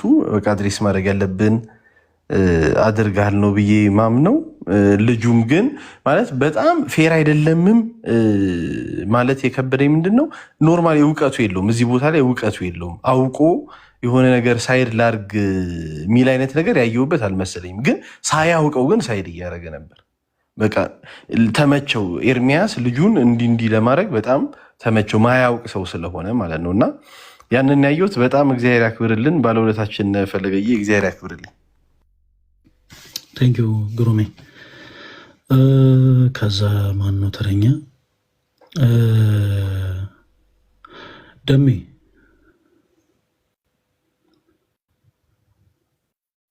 ሰላም ለሁላችሁን፣ እንዴት ናቸው? ፈልዬ ቃልዮት ያሰማልን። በእውነት በጣም ያሬዶ ሰላም ብያለሁ። ቴዶ፣ ዮሐዴ፣ ሶል፣ ዲያቆን ዳዊት እንዲሁም ዲያቆን ሱራፌል እንዲሁም ደግሞ ተወዳጁ ግሩሜ ሰላም ብያቸዋለሁ ሁላችሁንም። ዛሬ እንግዲህ ንቅት ብዬ ብዙ እውቀት ነው የሸመትኩት በነገራችን ላይ ማለት ነው። ፈሌ የምነግርህ ማለት ነው የእውነት የምነግርህ በትክክል መጽሐፍ ቅዱሳዊ የሆነ ነገር መልሰለታል። በትክክል ምነግርህ። ሁለተኛ ነገር ደግሞ አንተ እምነትን በእንደዚህ አይነት ሁኔታ ብለህ ፕሩቭ አድርገህ አትመልስም። እምነት ነው፣ እምነት በፕሩቭ አይመለስም። እምነት በፕሩቭ አይመለስም ብዬ ስለ ከምን አንጻር ነው ስዕላት ይናገራሉ የሚል ጥያቄዎችን ይጠይቀ ነበር። ድምፅ ይሰማል የሚል ጥያቄ። ይሄ እምነት ነው። ጀስት በቃ እኔ ተናገረኝ እንዴ ከመጽሐፍ ቅዱስ አውጥቼ ልነግረው አልችልም። አለቀ። በስዕሉ ተናገር ለኔ እንዴ። ህዝብ ሰብስቦ አይደለም እኮ ስዕሉ የሚያናገረን፣ ፐርሰናሊ እንደ እምነታችን ነው። ቅዱሳን ስዕላት ለእኛ ሊነግሩን የሚችሉት እምነቴ ነው ይሄ። ይህንን ለእሱ ፕሩቭ ማድረግ አይጠበቅብኝም። ሁለት ፈልዬ እኔ ማደንቅ ጌታ በሚያውቀው ማለት ነው ቅዱሳን ስዕላት ከምንድን ነው የሚያድኑት ብሎ የጠየቀን ጥያቄና የመለስክለት መልስ አሜዚንግ። ኦርቶዶክሳውያን አማኞች እኛ ቅዱሳን ስዕላት የሚያድኑን ከዘላለም ሕይወት አይደለም፣ ከስጋ ፈውስ ነው። ፔሬድ። ይህንን አስረግጠ መለስክለት። ኤርሚያስ ምንድን ነው የሚፈልገው? እሱ ለጠየቀ ጥያቄ እሱ የሚፈልገውን መልስ እንድትመልስለት ነው። በጣም የሚገርመው እሱ የጠየቀን ጥያቄ አንተ ደግሞ የምትመልስለት መልስ ስላልተገናኘ በታላቅ ድምፅ ነበር የሚጮህብህ። አንተን በታላቅ ድምፅ ነበረ ምንድነው ይቅርታ አድርግልኝና ሞክስ ያደርገ የነበረው አንተን ለማብሸቅ ነው የገባው። አንተን አናዶ ነጥብ ለማስጣል ነበር የገባው። ነጥብ ለማስጣል ከመጀመሪያው ጀምሮ በተለይ ጥያቄና መልሱን አንተ ከጀመርክበት ሰዓት ጀምሮ አንተን በቃ ኦፌንድ ለማድረግ ነበረ ሲያደርግ የነበረው ማለት ነው። አይታል ኢቨን ዞ ሰማራይዝድ እንኳን እንዳታደርግ አደረገክ። ለምን? ቴዲ ቤቱን መምራት ስላልቻለ። አንተ በቀለሜ አይደለም የተበሳጨኸው፣ በቴዲ ቤቱን አለመምራት ነው። ሀሳብህን እንኳን ሰመራይዝ አድርገህ እንዳትወጣ ያደረገ ማለት ነው። ሌላው እንኳን ቴዲ ማለት ነው በጣም ትልቅ ጥፋቱ አንተ ወጣክ የለክም። ሁለታችሁን ለማወያየት ቤቱን የከፈቱ አረ እንዴ ሶ አንተ ሰመራይዝ አላደርግም በቤቴ ነው የማደርገው ብለህ ከወጣ በቃ እሱ ሰመራይዝ በቤቱ ካደረገ አንተም ግባና በቤት አድርግ ማለት ሲገባው በቃ ቀጥላለ። ዚስ ኢዝ ኖት ፌር። እንትና በጣም ነው ተጽዕኖ ያደረገበት ቴዲ በጣም 2 ደቂቃ ቀረው እያለ እስከ 8 ደቂቃ እስከ 9 ደቂቃ እስከ 10 ደቂቃ ይታገሰውና ይጠብቀው ነበረ። ይህን ሁሉ ችለህ ነው ያንን ነገር ስታደርግ የነበረውና ፈልይ ማርያምን ነው የምልህ። ሰምተኛል? እየሰማኝ ነው ማርያምን አንተ አንደኛ ነህ በእውነት በእውነት በትክክል ኦርቶዶክሳዊ የሆነ መልስ መልስለታል። አንተ መጽሐፍ ቅዱስ ብቻ አማኝ አይደለህም። ቀለሜ ችግር ውስጥ የገባው መጽሐፍ ቅዱስ ብቻ አማኝ ስለሆነ ነው። ለዚህ ነው ሉትራውያንን የማያቅ ካቶሊካውያንን የማያቅ እንደገና ደግሞ እንደዚህ ቅብብሎሽ የሌለው ገባረም ቅብብሎሽ የሌለው የሐዋርያቶችን አስተምሮ የማያቅ ታሪክ የሌለው ሰው ስለሆነ በቃ ዝም ብሎ መጽሐፍ ቅዱስ ብቻ ስለሆነ ከመጽሐፍ ቅዱስ ሊወጣልህ አልቻለም። ወንድሞቼ በጣም በስዕል አድኖ ዙሪያ ላይ ብዙ ነገር ስላሉ እኔ ተከትዬ ያንን መድገም ስለማልፈልግ ነው እንደዚህ ከላይ ያለውን የምነግር ማለት ነው። የምነግር የእውነቴን ነው የምልህ። የእውነት እግዚአብሔር በሚያውቀው ብዙ ኦርቶዶክሳውያን ዛሬ አንተ የመለስከውን መልስ ሰምተው ለካኛ እንደዚህ ነን ለካ የምናስተምረው ብለው እውቀት ጨብጠዋል። እውቀት ጨብጠዋል። ምንም አይነት ነጥብ አልጣልክም። የእውነቴን ነው የምልህ። ምንም አይነት ነጥብ በተአምር ኮንሸስ መሆን አይጠበቅብን። በተአምር እዛ ቦታ ላይ ማለት ያየነው ነገር አለ። ገባ አንተ በእውነት ያውም ሊቃውንት እያሉ አንተ በዚህ ረገድ ይሄንን መናፍቅ ደመደምክልን። ብራዘር የእውነቴን ነው የማወራ። ደመደምክልን። በሚገርም ሁኔታ ነው እንደዚህ ስታደርግ የነበረው በሚገርም ሁኔታ። ስለዚህ ፈልዬ ሰማይ አንተ አንደኛችን ነህ። ምንም ፈገግታን እንጂ የምንፈልገው እንደተሸነፍክ ነጥብ እንደጣልክ መስለ እንዳመታ በቴዲን የተበሳጨው ቀለሜ አንድም ነገር በቃል ሙግት አንተን አንድም ነገር ሊያሸንፍ አልቻለም። አንድም ማለት ነው። የእውነት እኔ የምነግርህ ቁጭ ብዬ እየተከታተልኩ ነበር። እንደገና ደግሞ አንተ የምትመልስላቸው መልሶች፣ አንተ ራስን የምትጠይቀው ጥያቄ እንግዲህ አስብ። አንተ የጠየቀውን ጥያቄ የመለሰልህን መልስ እሱ ሲመልስልህ የነበረውን ታስታውሳለህ። የመለሰልህን መልስ በተመሳሳይ እሱ ጠየቀ። ማድረግ የምትችለው እሱ የመለሰልህን መልስ መመለስ ነው። ለምን እኔ መመለስልን ትመልሳለህ እንዴ? ለእሱ የተለየ ድል እኮ አይሰጡም። ስለዚህ ፈልይ እኔ የምነግርህ በእውነት ይሄንን እንትን ዊን አድርገዋል እንዳይመስልህ። ኤርሚያስ ስለጮኸ ባህሪው ነው። እኛ እናውቀዋለን። 4 ዓመት አብረን የነበርን ሰዎች ነን። ገባ እናውቀዋለን። ቀጥታ በቃ ኢቨን ሰው እኮ ቅድም ያሬዱ እየተናገረ ነበረ። መካነ ኢየሱስን የማይቀበል ሰው ነው። ለምን እሱ ለሚመለሰው መልስ እንቅፋት እየሆነችበት ያለችው ከወንጌላውያን አማኝ ማናት? መካነ ኢየሱስ ሉትራኖች ናቸው። አየህ እሱ በሞኖፖል እንደዛ ጠቅልሎ በቃ እኔ የምላችሁን በሉ ሊል የሚፈልግ ነው። ግን ዶክትሪን በዚህ ሊስተካከል አይቻልም። እና ፈልዬ ማርያም ነው አንተ አንደኛ ነህ። የመለስከው መልስ ገራሚ ነው በጣም ከእግዚአብሔር ቃል አድርገህ በተለይ ደግሞ ማለት ነው ኢየሱስ ክርስቶስ ለምን ራሱን አላዳንም ብለህ ስትመልሰው የታባቱ ይግባ። ስዕላቶች ራሳቸው እንዴት አላዳኑ ብሎ በጠየቀ ሰዓት እንደዛ የምትል ከሆነ አልከው ኢየሱስ ክርስቶስ በመስቀል ላይ አዳኝ ነው። ኢየሱስ ሶዛት ለምን አላዳንም ስትለው ይኸውላችሁ በቃ ይኸውላችሁ እሱ ማለት እንደዚህ ነው፣ ይኸው ዲያቆን ነው መምህር ነው ምናምን ብሎ አንተን ኮንሸት ነበር ሲያደርግ የነበረው አስተውለው ከሆነ ማለት ነው። እና ጀግናንሽ ብሮስኪ አባቴ ፈገግ በሳ ጊዜ እናመሰግናለን ደምዬ። ምንድነው መሰላችሁ እዚህ አሁን የቲክታክ ፕላትፎርም ላይ 2 አይነት ሰዎች አሉ። እውነት ለመናገር ሌሎች ወንድሞች ድል እሰጣለሁ እናንተን ሳልሻማ 2 አይነት ሰዎች አሉ ማለት በጣም ኮንሽንስ ሆኖ በነገሮች በመጽሐፍ ቅዱስ ማስረጃ ተወያይተው አምነውም የሚያሳምኑ፣ በመቀጠል ደግሞ በጣም የልጅ ባህሪ ያለባቸው ደግሞ ሰዎች አሉ። በጣም የልጅ ባህሪ ማለት ነው። እግዚአብሔር ባወቀው ዛሬ ያነሳን የመጽሐፍ ቅዱስ ማስረጃ ኢቨን እኔ እንኳን የሰቡ ሀሳቦችን እንኳን እንዳነሳ አልተፈቀደልኝም። ለምን መሰላችሁ?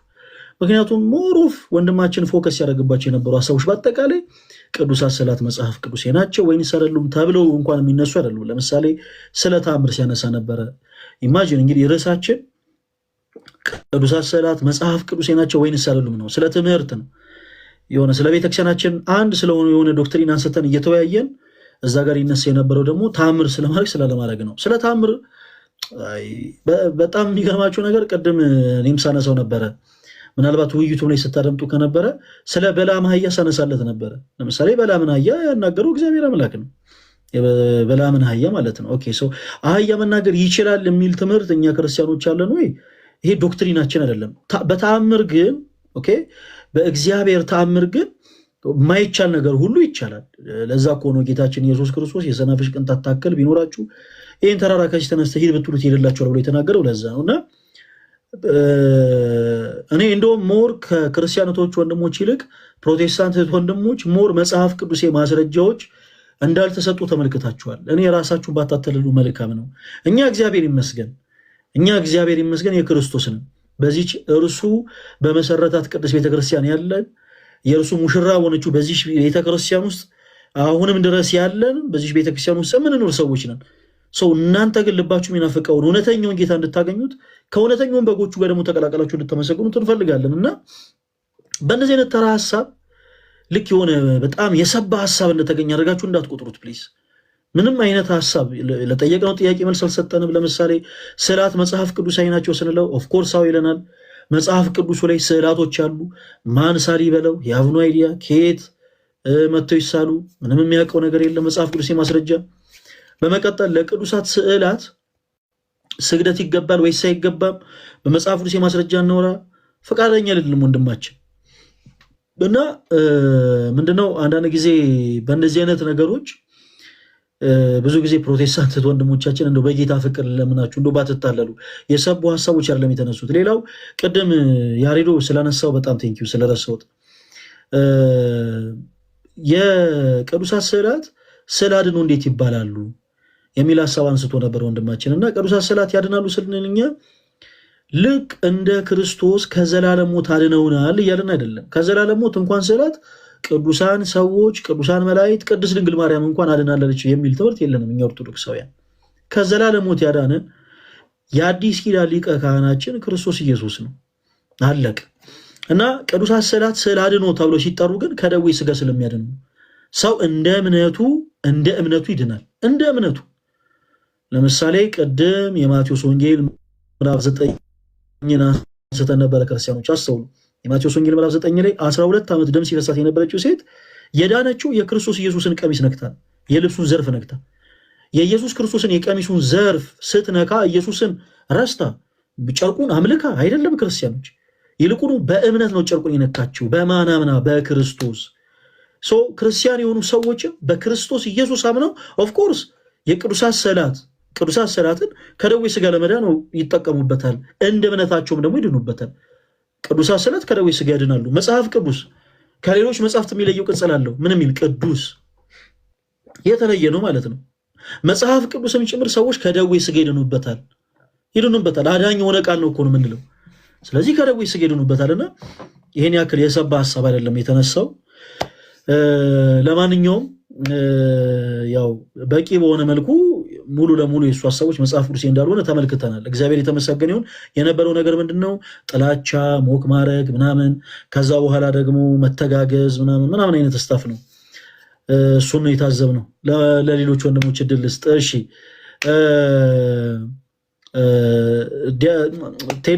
ለቴዶ እድል ልስጥ።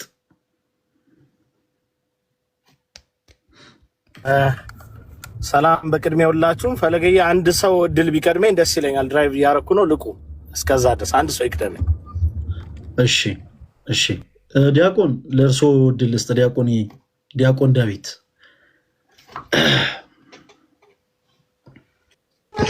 ሰላም ለሁላችሁ ይሁን።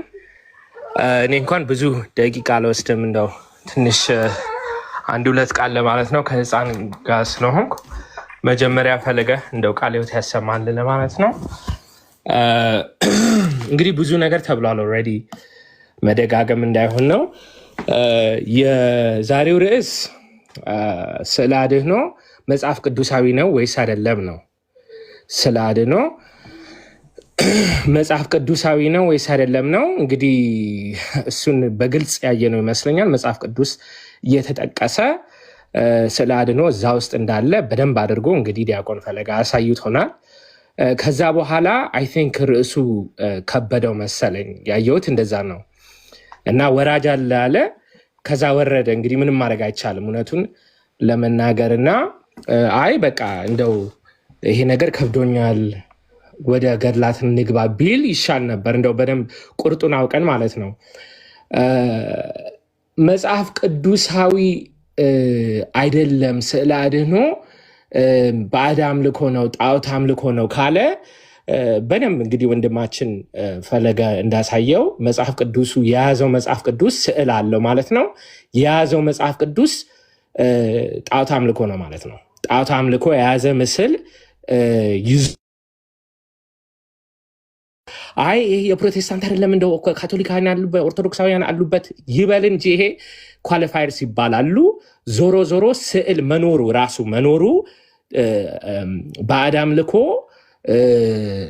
ምንድነው ባዕድ አምልኮ ጣዖት አምልኮ ነው ካለ የያዘው መጽሐፍ ቅዱስ ምስሉ ጣዖት አምልኮ ነው እያለን ነው ማለት ነው። ሌላ ኳሊፋየር አያስፈልግም። እንግዲህ መጽሐፍ ቅዱሱ ከበደኝ ብሎ ወራጅ አለ ካለ ወደ ሌላው የሚዳኘን ምንድነው? ታሪክ ነው፣ ገድላት አይደሉም። ለምን ብንል ከዚህ በፊት ብዙ ጊዜ እንደተነጋገርንበት ገድላት የምናነብበት መነጽር አለን፣ የምንረዳበት መንገድ አለን። ገድላት እያንዳንዱ ነገር ምን ለማለት ተፈልጎ ነው ብሎ ትንታኔ ይፈልጋል ማለት ነው። ትንታኔ ስለሚፈልግ እያንዳንዱን ነገር ከየት ነው ይሄ ምን ማለት ተፈልጎ ነው ብሎ ማየት ያስፈልጋል። ስለዚህ የሚዳኘን ከመጽሐፍ ቅዱስ መውጣት እፈልጋለሁ ከበደኝ ለሚል ሰው ውይይቱን በመጽሐፍ ቅዱስ ውስጥ ማድረግ አልቻልኩም ካለ የሚዳኘው ታሪክ ነው። አሁን ልብ በሉ ወንድሜ ዮሐድ ዲያቆን ያሬድም በደንብ አድርገው እንደገለጹት ከታሪክ ከድሮ ከካተኩም ጀምሮ ከሁለተኛ ክፍለ ዘመን ጀምሮ ስዕል በየቤተ ክርስቲያኑ ተጠቅመዋል። ቅድመ አባቶቻችን ስዕል በቤተ ክርስቲያን ውስጥ መጠቀም የተጀመረው ዛሬ አይደለም። ስዕል ቅዱስ ስዕላት በቤተ ክርስቲያን አገልግሎት ላይ መጠቀም የተጀመረው በኢትዮጵያውያን አይደለም። 1500 ዓመት በሙሉ ከክርስቶስ ትንሣኤ ጀምሮ ቅድም ዮሐዴ እንዳለው በቤተክርስቲያን እንደምናምነው ከቅዱስ ሉቃስ ጀምሮ እንግዲህ ይህን ከየት አመጣችሁት ብለዋል። እኛ የምናምነው እምነት ነው፣ ይሄ እምነታችን ነው። ቅዱስ ሉቃስ ነው የሰጠን ስዕለ አድኅኖ እንደዚህ አደርጋችሁ ሳሉ ብሎ መረጃው ከዛ ነው ማለት ነው። ቤተክርስቲያን ይሄ እምነታችን ነው። ከዚህ በኋላ ግን በታሪክ እንደምናየው በተለያየ ቦታ በተለያየ ስፍራ ስዕለ አድኅኖ ወይም ሃደጆሪያ የምንለው በየስፍራው በየዓለማት ላይ በክርስቲያኖች በሙሉ 1500 ዓመት ስዕል በቤተክርስቲያን ውስጥ ተጠቅመዋል፣ ተደርጓል። ኢትዮጵያ ውስጥ ብቻ አይደለም። ማን ነው የዛሬ 500 ዓመት የያዘ ሃይማኖት እኛ ጋር መጥቶ ኳስችን የሚያደርገን? ሞራሉ እስከየት መጣ ነው የኔ ጥያቄ። ሞራሉ እስከየት ተገኘ? የት አገኛችሁት የሚለን አንተ እስከየት አመጣው? ስዕለ አድኅኖ ቤተክርስቲያን ውስጥ የለም የሚለውን ጥያቄ የት አመጣው? የዛሬ 500 ዓመት የመጣ ጥያቄ ነው። 1500 ዓመት ሙሉ ስዕል በቤተክርስቲያን ውስጥ እየተጠቀመ ጥያቄ ሳይነሳ አገልግሎቱ እየተካሄደ በየዓለማት ላይ በሙሉ የነበረውን ነገር ትናንትና የመጣ ሰው ከየት አመጣችሁት ሊለን አይችልም። ጥያቄው ሲጀመር ማለት ነው በዓለም ላይ ስለነበረ ማለት ነው በየቦታው ስለነበረ ማለት ነው። ፎር ኦቨር አ ሚሌኒየም በዓለም ስፍራ ላይ ስዕለ አድኅኖ ስለነበር ትናንትና የመጣ ሰው ከየት አመጣችሁት ሊለን አይችልም። መጀመሪያ ሞራሉም የለም ማለት ነው። ይህንን በደንብ አድርገን እንድንረዳው ነው። ኦኬ በዓለም ላይ እንግዲህ ስዕሉ ዘይት ያፈራል፣ ወተት ያፈራል፣ ከየት አመጣችሁት ይላል። ላይክ አይ ሰድ በየስፍራው በየሀገሩ በየዘመኑ እንዲህ አይነት ነገሮች እንደተከሰቱ እንግዲህ ተአምሩ ይነግረናል። ቅድም ልክ አሁን ዲያቆን ፈለገ እንዳለው እግዚአብሔር በዚህ መንገድ ለምን ተአምርን ሰራ ማለት አንችልም። እኛ ማድረግ የምንችለው ምንድነው? ከታሪክ አንስተን በዚህ ስፍራ እንደዚህ ሪኮርድድ የሆኑ ነገሮች አሉ። ኢትዮጵያ ውስጥ ብቻ አይደለም። ብዙ ጊዜ መውሰድ ስለማልፈልግ አጠር አድርጌ አንዳንድ ኤግዛምፕሎችን እሰጣለሁ። ከተአምረ ማርያም ኤግዛምፕል እሰጣለሁ። አሁን ብዙም ስለማይመቸኝ ነው። ሌላ ጊዜ ከማስረጃ ጋራ ቪዲዮ ኦን አድርጌ ያሳያለሁ። ግን ምናልባት እዚህ ውስጥ ሲሪየስ ሪሰርችስ ካላችሁ በቪ ቪህምል ገብታችሁ የብራና መጽሐፉን እያያችሁ ታወጣላችሁ። እኔ አሁን ምንድነው የማደርገው የማኑስክሪፕት ነምበርስ እሰጣለሁ፣ ዓመተ ምሕረቱን እሰጣለሁ። በተአምረ ማርያም ደግሞ በፊሎሎጂስ ካላችሁ ሪሰርች ስታደርጉ በገጽ አይደለም እዚህ 122 ቁጥር ላይ እንደዚህ ያለ ሳይሆን እያንዳንድ ታሪኩ አይደንቲፊኬሽን አለው። በአይደንቲፊኬሽን ቁጥሩን እናገራለሁ። ሪሰርቸርስ ካላችሁ ገብታችሁ ታያላችሁ። እግዚአብሔር ሲፈቅድ ሌላ ጊዜ ደግሞ ከማስረጃ ጋራ እንግዲህ አውጣዋለሁ ማለት ነው። እሺ መጀመሪያው አይዲ 312 ይባላል። የተአምረ ማርያሙ አይደንቲፊኬሽን ነምበር ማለት ነው። አይደንቲፊኬሽኑ 312 ከ16ኛው ክፍለ ዘመን ጀምሮ የተተረከ ነው። ግን ይሄ ታሪክ በሲሪያ ወይም ሌቫንት ኤሪያ የተከሰተ ታሪክ ነው። ከአይኮኖግራፊ ውጭ ዘይት ይገኝ ነበር ይላል። የተተረከ የሚታወቅ ታሪክ ነው። ይህንን ታሪክ ለምሳሌ EMML 5105 ልታገኙ ትችላላችሁ። ይሄ ታሪክ አይ ቢሊቭ 29 ብራና መጽሐፍት ላይ ከ16ኛው ክፍለ ዘመን እስከ 20 ክፍለ ዘመን ላይ የተጻፈ የተመዘገበ ታሪክ ነው ማለት ነው። መጀመሪያው አይደንቲፊኬሽን 312 ከ16ኛው ክፍለ ዘመን ጀምሮ በሌቫንት ታሪክ የሚታወቅ ታሪክ ነው። ሌላው እንደዚሁ በሌቫንት ሲሪያ ውስጥ ሳይሆን ሌላ ቦታ ላይ ከአይኮኖግራፊ ዘይት የሚፈልቅ እንዳለ ከ15ኛው ክፍለ ዘመን ጀምሮ ታሪክ ይገኛል። ይሄ አይዲ 45 እንደውም ሉቃስ ፔንት ያደረገውን አይነት ምስለ ፍቁር ወልዳ የምንለውን ማለት ነው። አንድ ኢትዮጵያዊ ካህንን የሆነች ሴት ጠይቃ እባክህ ይህንን ስዕል እፈልጋለሁ አምጣልኝ ብላ ጠይቀው እንዴት እንዳመጣው ስዕሉን ምስለ ፍቁር ወልዳ የሚለውን ፍቅር ማነው ስዕል ወደዚህ ሴት ሴዴኒያ የሚባል ከተማ ውስጥ እንዴት እንዳመጣችው ይናገራል። ይሄንን VAR Paris 155 ፎሊዮ 1 ሬክቶ ታገኙታላችሁ። ወይም EMML 8920 ስካን ነምበር 112 ውስጥ ታገኙታላችሁ። አገን ይህንን የምናገረው ምናልባት ሪሰርቸርስ እዚህ ውስጥ ካላችሁ እኔ የምለውን ነገር ብቻ ሳይሆን ሌሎቻችሁም ልታዩ ትችላላችሁ። ጀስት አ ፊው ሞር እናገራለሁ። አይዲ 33 አይደንቲፊኬሽን ነምበር 33 ከ15ኛው ክፍለ ዘመን ጀምሮ የነበረ የዩሮፒያን ታሪክ ነው። ፍራንስ ውስጥ የነበረ ስዕል አንድ ሰው እየሳለ ሊወድቅ ሲል እመቤታችን በስዕሉ መንገድ እንዴት እንዳዳነችው የሚናገር ታሪክ ነው። ይህ ደግሞ ከ15ኛው ክፍለ ዘመን ጀምሮ የሚታወቅ ታሪክ ነው። EMML 8970 የብራና መጽሐፉ ነው። ፎሊዮ 115 ሬክቶ ውስጥ ታገኙታላቸው። ይሄ በሙሉ እንግዲህ ኢትዮጵያ ውስጥ አንድ ደብተራ የጻፈው አይደለም፣ በዓለም ላይ የተገኘ አይደለም። መጨረሻውን ሁላችንም እንድንይዘው የምፈልገው አይደንቲፊኬሽን ነምበር 90 አይደንቲፊኬሽን ነምበር 90 ኦኬ። አገን በ1400 ጀምሮ ብሪቲሽ ላይብራሪ 652 172 ቨርሶ ወይም ከ16ኛው ክፍለ ዘመን ጀምሮ እንዲህ የመሳሰሉ የብራና መጽሐፍት አሉ። EMML 6938 124 ቨርሶ ላይ ይህንን ታሪክ ታገኛላችሁ። ይሄ የግብፅ ታሪክ ነው። ይህንን እንድንይዘ የምፈልገው ለምንድን ነው? እዚህ ታሪክ ላይ ካህኑ ዕጣኑን አይካን ፊት ለፊት እንዲያጥነው እግዚአብሔር አዘዘው ይላል። I'm gonna read that part እንትን በእንግሊዝኛ ትርጉም ነው፣ አነባዋለሁ።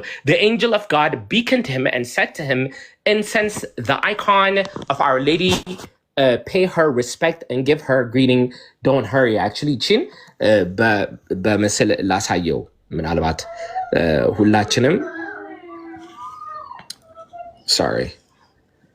ሁላችንም እንድናየው ስለምፈልግ ማለት ነው። እሺ the angel of God beckoned him and told him, incense the icon of Lady, pay her respect and give her a greeting, don't hurry ይላል። ይሄ ID 90 it is an Egyptian story. አንድ ደብተራ የጻፈው አይደለም። እንዳልኩት ይሄ ታሪክ ከ15ኛው ክፍለ ዘመን ጀምሮ የነበረ ታሪክ ናቸው። ይሄ በሙሉ እንግዲህ የተለያዩ የብራና መጽሐፍት እንግዲህ ስም ይሰጣቸው ካታሎግ ሲደረግ አሁን ዲቴል ውስጥ መግባት ስለማልፈልግ ነው። ማስረጃው ግን እዚህ ጋር ነው። እኛ ኢትዮጵያውያን ዝም ብለን ያመጣነው ትራዲሽን ሳይሆን በአጭሩ ይሄ ነገር በተለይ ምንድነው አይኮኖግራፊ በዓለም ላይ ጀምሮ 1500 ዓመት በሙሉ ምንም ጥያቄ ሳይነሳ የነበረ ትራዲሽን ነው። ትናንትና የመጣ ሰው እኛን ከየት አመጣችሁት ሊለንም አይችልም። ጥያቄው ማግባብ አይደለም። ግን ጥያቄው መጽሐፍ ቅዱስ ውስጥ አለ ወይ ከሆነ ወንድማችን ፈለገ እንደው ቃለ ሕይወት ያሰማልን በርህናል። ቃለ ሕይወት ያሰማልን። ጨርሻለሁ። እናመሰግናለን ዲያቆን፣ እግዚአብሔር ያክብርልን። ትሄዷለህ አለው አንድ ሰው ብቻ ይቅደመኝ። አሁን እሺ፣ በመጨረሻ ብትሆኑ ሱራ ዲያቆን ሱራ ወይ እንዴት አላችሁ? ሁላችሁንም ሰላም ብያለሁ። እንግዲህ ፈሌ ዛሬ በጣም ጥሩ አገልግሎት፣ ጥሩ መልስ ሰጥተናል። በሚገባ መልኩ በሚገባቸው መልኩ መልስ ሰጥተሃል። ቃለ ሕይወት ያሰማልን። ለዚህም በእውነት ብዙዎችን ለማደናገር እዚህ ከስር አሁንም በዚህ ሰዓትም እዚህ ኮሜንት ላይ እያዩዋቸው ነው ያለሁት። እንደዚህ አስደረከን ግን የኢትዮጵያዊት ኦርቶዶክስ ተዋሕዶ ቤተክርስቲያን ምዕመናን ያልሆኑት ናቸው እንደዚህ አይነት ኮሜንቶች የሚያስቀምጡትና እባካችሁ ወደ ልቦናችሁ ተመለሱ፣ ቃሉን በደንብ ተመልከቱት እንላለን። እንግዲህ በተመለከትነው መሰረት ደግሞ መናገር የቻልክባቸውን ሁኔታዎች ማየት አልቻልኩኝም። እኔ በብዙ መልኩ ሲሟገት በነበረበት ሁሉ ጥያቄ በጠየቀበት ለመመለስ በምትሄድበት ሁኔታ ምንም አይነት እንድትናገር የሚፈቅድበት ሁኔታ አልነበረም። ትዕግስትን እንኳን ሳላደንቁ አላልፍም በዚህ ሁኔታ በእውነት ፈሌ። ለምን ስትናገር በቃ ተመልሷል ይልና ግን ምንድነው አልተመለሰም ነው። ጀስት እሱም መጫወት የሚፈልገው እንደዚህ አይነት ነገሮችን ነው። አይታችሁ ከሆነ በኢትዮጵያዊት ኦርቶዶክስ ተዋሕዶ ቤተክርስቲያን ላይ እንደዚህ አይነት ነገሮችን ከዚህ በፊት ሲያደርግ የነበረ ሰው ነው። ገድላትን አውጥቶ እንደዚህ ይላል። ግን እኛ መጽሐፍ ቅዱስን ማዕከል ያደረገ ነገር እናውራ። ቤተክርስቲያን ዋናዋ መሰረት መጽሐፍ ቅዱስ እንደሆነ ከዛ መሰረት ላይ ነው ከእናንተ ጋር ማውራት የምንችለው፣ ከፕሮቴስታንት ወንድሞቻችን ጋር መነጋገር የምንችለው በመጽሐፍ ቅዱስ ብቻ ነው የሚለውን ሀሳብ ስታመጣለት ግን እንደምታየው የማደናገር ስራዎችን እየሰራ ነበርና ሳሊም ከመሆን የተነሳ አንዳንድ ነገሮችን ማለት ፈለግኩኝና በእውነት በብዙ መልኩ በኢትዮጵያዊት ኦርቶዶክስ ተዋሕዶ ቤተክርስቲያን ውስጥ የምንጠቀማቸውን እንግዲህ ቅዱሳን ስዕላት ሲሳሉ እንግዲህ በገሃድ ዓለም የተለመደው ወይ ደግሞ ይሄ ሪያሊስቲክ የምንላቸውን የአሳሳል ዘይቤ አይከተሉም እና የስዕላቱ ዓላማ ደግሞ መንፈሳዊነትን መግለጽ ነው ዋናው ዓላማውና ውክልናን የሚወስድ ነው ያኛው ማለት ነው። እውነተኛ መልካቸውም እንዲሁም ደግሞ ሌላውን ነገር ለማሳየት አይደለም። የሚከበሩት በነፍሳቸው ባገኙት ክብር እንጂ በስጋቸው ግስፍና ወይ ደግሞ ርቀት እንዳልሆነ በደንብ ልንመለከት ይገባል። እንግዲህ ከዚህ በተጨማሪ ይሄ የሚሳሉበት የቀለሞች ሁላ የአይናቸው የአቀማመጣቸው እያንዳንዱ ነገር ምሳሌ ነው፣ በምሳሌ ነው። በሕይወተ ስጋ በነበሩበት ጊዜ ያሳለፉትን ያለፉበትን ገድላቸውን የሚያሳይ የሚያጠይቅ ነው እንጂ ምንም አይነት እነሱ በሚሉት አይነት ሁኔታ የተቀመጠ ነገር ኖሮት አይደለም እና ይህንን በደንብ ሊያውቁት ይገባል። መማሪያችን ናቸው። ከነርሱ ከሰሩት ገድል ከሰሩት ትሩፋት እኛም ደግሞ የእነሱን አሰረተ ፍኖት ተከትለን እንድንሄድ ስለሚፈለግ ነው። ይህንን ነው እኔ ቅዱስ እንደሆንኩ እናንተም ቅዱሳን ሁኑ። ይህንን ተቀብሎ ደግሞ የቅድስናን ህይወት በህይወት ኖረው የኖሩትን ያንን ህይወት በስዕል ተቀምጦ እናየዋለን። ለእኛ ምንድናቸው? ትምህርት ቤቶቻችን ናቸው። ቅዱሳን ስንመለከታቸው የምንማርበት ነው እና እጅግ በልዩ መልኩ አስቀምጠልናል። ፈሌ በእውነት የነበረው ነገር ቴዳጋም የነበረው ነገር በጣም ደስ አይልም። ጫና አለ በጣም ያ ሁሉ ነገር ኖሮ ግን እግዚአብሔር ይመስገን በልዩ መልኩ ታገሰ። ኦርቶዶክሳዊ ስብዕናን በጠበቀ መልኩ ንግግር ለእያንዳንዱ ነገር በተጠበቀ መልኩ ተገቢው መልስ ሰጥታልና ምንም አይነት የጎደለ ነገር የለም። እንግዲህ እሱ መስራት የሚፈልገውን ያቺን ሾው በተለይ ደግሞ ስዕላት ይሄ ራሳቸውን ማዳን የማይችሉበት ሁኔታ አለ ብሎ ሊያወራበት የፈለገበት ሁኔታ አንተ የዛችን ልጅ ወሬ እንድታወራው ስለፈለገ ነው። ለምን አንተ ነግቶ ተመልሶልኛል፣ በቃ ወዲያው ምን ይላል? ጩኸቱን አይተው ከሆነ ወዲያው ተመልሶልኝ እንደዛ አይነት አምባጓሮ መፍጠር ነው የፈለገው እንጂ ለማወቅም ወይ ደግሞ ለማስረዳትም የሚሄድበት ሁኔታ ከዚህ የዘለለ አይደለም። ፈሌ በእውነት ወንድማችን እግዚአብሔር አስበ መምህራንን ያድልልን፣ ቃለ ሕይወት ያሰማልን ብያለሁ። በድጋሚ አመሰግናለሁ። ፈሌ እግዚአብሔር ያክብርልን። ዲያቆን ያው ምንድነው የአንገበ እንደ ህፃን ልጅ ይሄው እንትን አስባልኩ፣ ይሄው እንትን አስባልኩ፣ ይሄው ዘራፍ፣ ይሄው አካኪ ምናምን ማለት ይቻላል። ግን እኛ ያለን ኢንቴንሽን የቅድስት ቤተክርስቲያንን ትምህርት መግለጥ ነው። እንደ አጋጣሚ ሆኖ ያው አወያዩና ተወያዩ አልተገናኘም። ይህንን አጋጣሚ ምናልባት እንግዲህ ሌላ ጊዜ እንዲስተካከል የምናደርግበት አይነት ነገሮች እንፈጥራለን እንጂ ሌሎች ሰዎች እድል ስንሰጥ ግን ትልቁ ነገር ምንድነው? ፕሮቴስታንት እህቶች ወንድሞች፣ አሁንም በፈለጋችሁት ታይም በፈለጋችሁት ጊዜ ኦርቶዶክስ ቤተክርስቲያን ከመጽሐፍ ቅዱስ ውጭ የምታስተምረው ትምህርት አለ ብላችሁ የምታምኑ ከሆነ ኢቭን ነገ በዚሁ ርዕስ ቅዱሳት ስዕላት ላይ አረ እንደው ጥያቄ ያለን ኦርቶዶክሲያን ይህን ነገር አስረዱን የምትሉት ሀሳብ ካለ በፍቅር ቀርባችሁን እና ተማሩ። እኛ እሳይ ይሄው ፕሮቴስታንቶችን አስቀየምናቸው፣ ይሄው ፕሮቴስታንቶችን አበሳጨናቸው፣ በቃ የት አባታቸው ምናምን የሚል አይነት ኢንቴንሽን ውስጥ አይደለንም ያለ ነው ጋይስ። እኛ ፕሮቴስታንት እህት ወንድሞቻችን ከእውነት ርቀዋል፣ ስለዚህ እኛ ያወቅነውን እውነት ይወቁልን የሚል እሳቤ ውስጥ ያለ ነው። እሺ ምናልባት በአካል ትልቅ ሆነው አእምሯቸው ገና ያልዳበሩ ሰዎች በዛ ልክ ልጅ ሆነው ሊያወሩ ይችላሉ። በዚህ ልክ እናንተም ሳታውቁት ያንን ካራክተር አትላበሱ። እሺ ክርስቲያኖች፣ ፕሮቴስታንት እህት ወንድሞቼም እንዲህ አይነት ካራክተር ሆኖ አትላበሱት። የኛ ትልቁ ሀሳብ የኛ ትልቁ ኢንቴንሽን በመጽሐፍ ቅዱስ ማስረጃነት እያንዳንዱ የቤተክርስቲያናችን ትምህርት መጽሐፍ ቅዱስ እንደሆነ ማሳየት ነው። ያን ደግሞ የማሳየት ደግሞ ክርስቲያን ግዴታ አለብን። በቅዱሳት ስዕላት ዙሪያ በደንብ አድርጋችሁ ፕሮቴስታንት እህቶች ወንድሞች የምትረዱ ከሆነ ማንም ሰው ጣልቃ ሳይገባ ይህን ያክል መረባበሽ ሳይኖር በፍቅር እኛ ጋር መታችሁ አሁንም ድጋሜ ጥያቄዎችን ማንሳት ትችላላችሁ። በመጽሐፍ ቅዱስ የማስረጃዎች መወየት እንችላለን። እመኑ ልንገራችሁ፣ ቅዱሳት ስዕላት መጽሐፍ ቅዱሴ እንደሆኑ 100% ፕሮቴስታንት እህቶች ወንድሞቻችን እንደምትቀበሉን እርግጠኞች ነን። በእኛ ሳይሆን እየታመመምን ያለ ነው ገንዘብ አድርገን በያዝ ነው በእግዚአብሔር ቃል ነው። ስለዚህ አሁንም በፍቅር ቀረቡ። በመጽሐፉ ሲያሰቦች እናወራለን ማለት እኔም ለምሳሌ በዛው ልክ እንደ ልጅ አክት ላርግ ብል እንደ ልጅ ልሁን ብል እንደው ካለውበት ስታንዳርድ አንጻር አይመጠነኝም እንጂ መሆን ይቻል ነበር። ግን የኛ ፍላጎታችን አይደለም። የኛ ፍላጎት ይሄው በቃ እንደዚህ ሆነ በዚህ ወጥቶ በዚህ ገብቶ ማለት አይደለም። ኦኬ፣ በመጽሐፍ ቅዱስ የማስረጃነት ቅዱሳት ስዕላት መጽሐፍ ቅዱስ የመሆናቸውን አለመሆናቸውን ማሳየት ነው።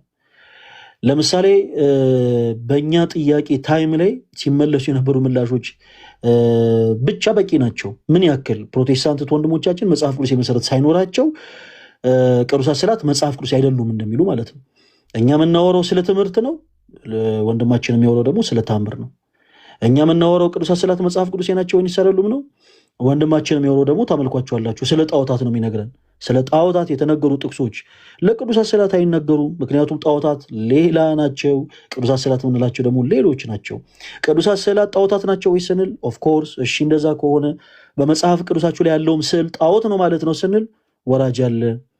ኢቨን ወንድማችን ፕሮፋይሉ ራሱ የጌታችን ኢየሱስ ክርስቶስ እንግዲህ ስዕል ያለበት ነው በመስቀል ተሰቅሎ ምናምን እና ስዕል ጣዖት ማለት ነው ራንደምሊ ፕሮፋይሉ ምን ያደረገው ጣዖት ነው ማለት ነው ወይ? አይደለም። ብቻ ኦርቶዶክስ ቤተክርስቲያን ስታረገው ለበጣም ለብዙዎች ቅር ስለሚላቸው እንጂ መጽሐፍ ቅዱስ የመሰረት እንዳለው ያውቃሉ። ኢቫንጀሊካል ብለው የሚጠሯት ሉተራን ቸርችም በውስጧ በስዕላት የደመቀች እንደሆነ ኦፍኮርስ ያውቃሉ፣ በደንብ ያውቃሉ። ስዕላት መጽሐፍ ቅዱሴ እንደሆነ በቂ ማስረጃ እንዳለም ያውቃሉ። ነገር ግን ካፈርኩ አይመልስ የሚባል ነገር አለ። ሲቀጥል ደግሞ ትምህርታቸው ስዕላት መጽሐፍ ቅዱሴ እንዳልሆኑ የሚናገር ስለሆነ ሙሉ በሙሉ የቤተክርስቲያናቸው ትምህርት አደጋ ውስጥ እንዳይገባ ያደረጉትን ጥረት ነው የተመለከትኩት። ለማንኛውም በየትኛውም አይነት ሰዓት በየትኛውም አይነት ጊዜ ላይቭ በምንከፍትባቸው አጋጣሚዎች ሁሉ ፕሮቴስታንት ወንድሞቻችን እንደምታውቁት እኛ የምናወራችሁ በፍቅር ነው። እኛ የምናወራችሁ በፍቅር ምክንያቱም እሰይ ዋጋውን ሰጠ ነው አሳየ ነው ምናምን ብሎ አንድ ፕሮቴስታንት ወንድምን የመላክ ዓላማ አይደለም ያለን። ይልቁኑ በፍቅር ቀርቦ የክርስቶስ ኢየሱስ ወንጌል እንዲያቅልን ነው የምንፈልገው። ወንጌል ሰዎችን ማብሸቅ አይደለም። ኦኬ፣ ለጊዜው አሁን የተበሻሸቁ ያሉ ሰዎችን እንደ ህፃን ልጅ በቃ ከንፈራችሁ መጣችሁላችሁ ይሄዱ። ወንጌል ሰዎችን ማብሸቂያ አይደለም። ወንጌል ሰዎችን መስደቢያ፣ ሰዎችን መዝለቢያ አይደለም። የክርስቶስ ኢየሱስ ወንጌል ሰዎችን ማስተማሪያ፣ ሰዎችን መመለሻ፣ ሰዎችን የምናጽንጽበት ቃል እንጂ ወንጌል መበሻሸቂያ አይደለም። ሰው ወንጌል መበሻሸቂያውን አድርጎ ባህሉ ያደረገን ሰው በወንጌል እንማማር ማለት በራሱ ከባድ ነው። ያንን ተመልክተንበታል። ለማንኛውም ስለማይነገር ስጦቱ አምላካችን እግዚአብሔር ስሙ የተመሰገነ ይሁን። በየትኛውም አይነት እሳቤ በነገራችን ላይ ፕሮቴስታንት ወንድሞች በእነዚህ ሀሳቦች ብቻ ሳይሆን ኢንጀነራል ኦርቶዶክስ ቤተክርስቲያን ከመጽሐፍ ቅዱስ ውጭ የምታስተምራቸው ትምህርቶች አሉ ብላችሁ የምታምኑ ከሆነ 24 ሰዓት 24/7 24 ሰዓት ሁላችንም አለን። እኔ ባልኖር ዮሐድ አለ፣ ዮሐድ ባይኖር ያሬዶ አለ፣ ያሬዶ ባይኖር ዲያቆን ዳዊት አለ፣ ዲያቆን ዳዊት ባይኖር ይሄው መምህር ግሩም አለ፣ እነ መምህር ግሩም ባይኖሩ እነ ልደት አሉ፣ እነ ልደት ባይኖሩ እነ ኢዮብ ባይኖሩ እነ ጋዲ፣ ሌሎችም በጣም ብዙ ወንድሞች አሉ።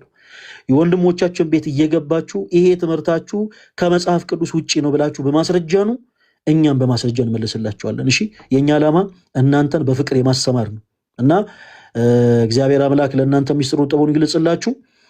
ቴዳ እንግዲህ ከዚህ በኋላ ከእንደገና ለአንድ ሰው እንደማትል ተስፋ አደርጋለሁ። ችግር የለውም። አይ አሁን ቆም ያለው በቅድሚያ ሁላችሁንም ሰላም ብያለሁ። ሰላም ክርስቶስ ከእኔም ከእናንተ ጋር የሚሆን እንደየማረጋችሁ ዲያቆናት፣ መምህራን ሰላም ብያለሁ። ሁላችሁንም ከታች ያላችሁ እንደዛው። እኔ መናገር የምፈልገው ምናልባት የተወሰኑ የተለየ ነጥቦች ሊኖሩኝ እንደሚችሉ ግልጽ ይሆናል። ምክንያቱም በዚህ ውይይት ቀድሞ በፍቅር ካልተስማሙ ሰዎች መካከል አንዱ እኔ ነኝ። ያልተስማማሁት በፍቅር ነው። አሁንም ይሄ እንዲሰመርበት እፈልጋለሁ። የወንድሜን የዲያቆን ፈለገ አትናቴዎስን አቅምና ፍላጎት፣ ስኬት በደንብ ከሚረዱ ታናናሽ ወንድሞቹ መካከል ነኝ። ምክንያቱም በሃይማኖት ውስጥ ወንጌል የሚሰበከው እንደ ፍልስፍና ዋው ተብሎ ለመደነቅ ሳይሆን አማኝ ለማፍራት አማኝን ለማጽናት ነው ብዬ አስባለሁ። ስለዚህ በዚህ ደረጃ ክቡራን ታላላቅ ወንድሞች መምህራን የሚያደርጉት የወንጌል አገልግሎት ብዙዎችን የሚያጸና ብዙዎችን የሚስብ እንደሆነ አምናለሁ በጥቅሉ። ነገር ግን ይሄ ውይይት ብዙ ነገሮችን የሚያስጥልና ወዳልተፈለገ አቅጣጫ እንደሚሄድ ግልጽ ነው። አንዳንድ ጊዜ በደንብ ማስተዋል አለብን ብዬ የማስበው ከዚህም በኋላ እንደ ታናሽ ወንድም እንደዚህ አይነት ውይይቶች ሲደረጉ ውይይት ሐሳብና መርህ ካለው ሰው ጋር መደረግ እንዳለበት አምናለሁ። ሐሳብ የሌለው ሰው፣ መርህ የሌለው ሰው እንደውም እንግዲህ እግዚአብሔር መንፈስ ቅዱስ ተቆጣጥሮት እንጂ ሉትራን ቸርች ውስጥ እኮ ስዕለ አድኅኖ አለ ስትሉት አይ እነሱ ጣዖት አምላኪያን ናቸው ማለት ነው ብሎ ሊቀረቅረውም ይችላል። ችግር የለበትም። ሁልጊዜ ውይይቶች ላይ በተገባ ቁጥር አንተ ከየት ቤተ እምነት ከየት ቸርች ነህ ብላችሁ ትጠይቃላችሁ። እነዚህን ሰዎች አሁን ለውይይት የጋበዝካቸውን ሰዎች ፈለገ ከየት ቸርች ብለህ ልትጠይቃቸው? እነዚህ እኮ ከውንብድና ቸርች የመጡ ናቸው። እነዚህ እኮ በጣም በፍጹም አእምሮ ድቀት ውስጥ ያሉ ሰዎች ናቸው። እነዚህን ቅዱስ ጳውሎስ አድርጎ መፍጠር ካስፈለገ የሚያስፈልጋቸው የወንጌል ውይይት ሳይሆን የወንጌል ኳራንቲን ነው።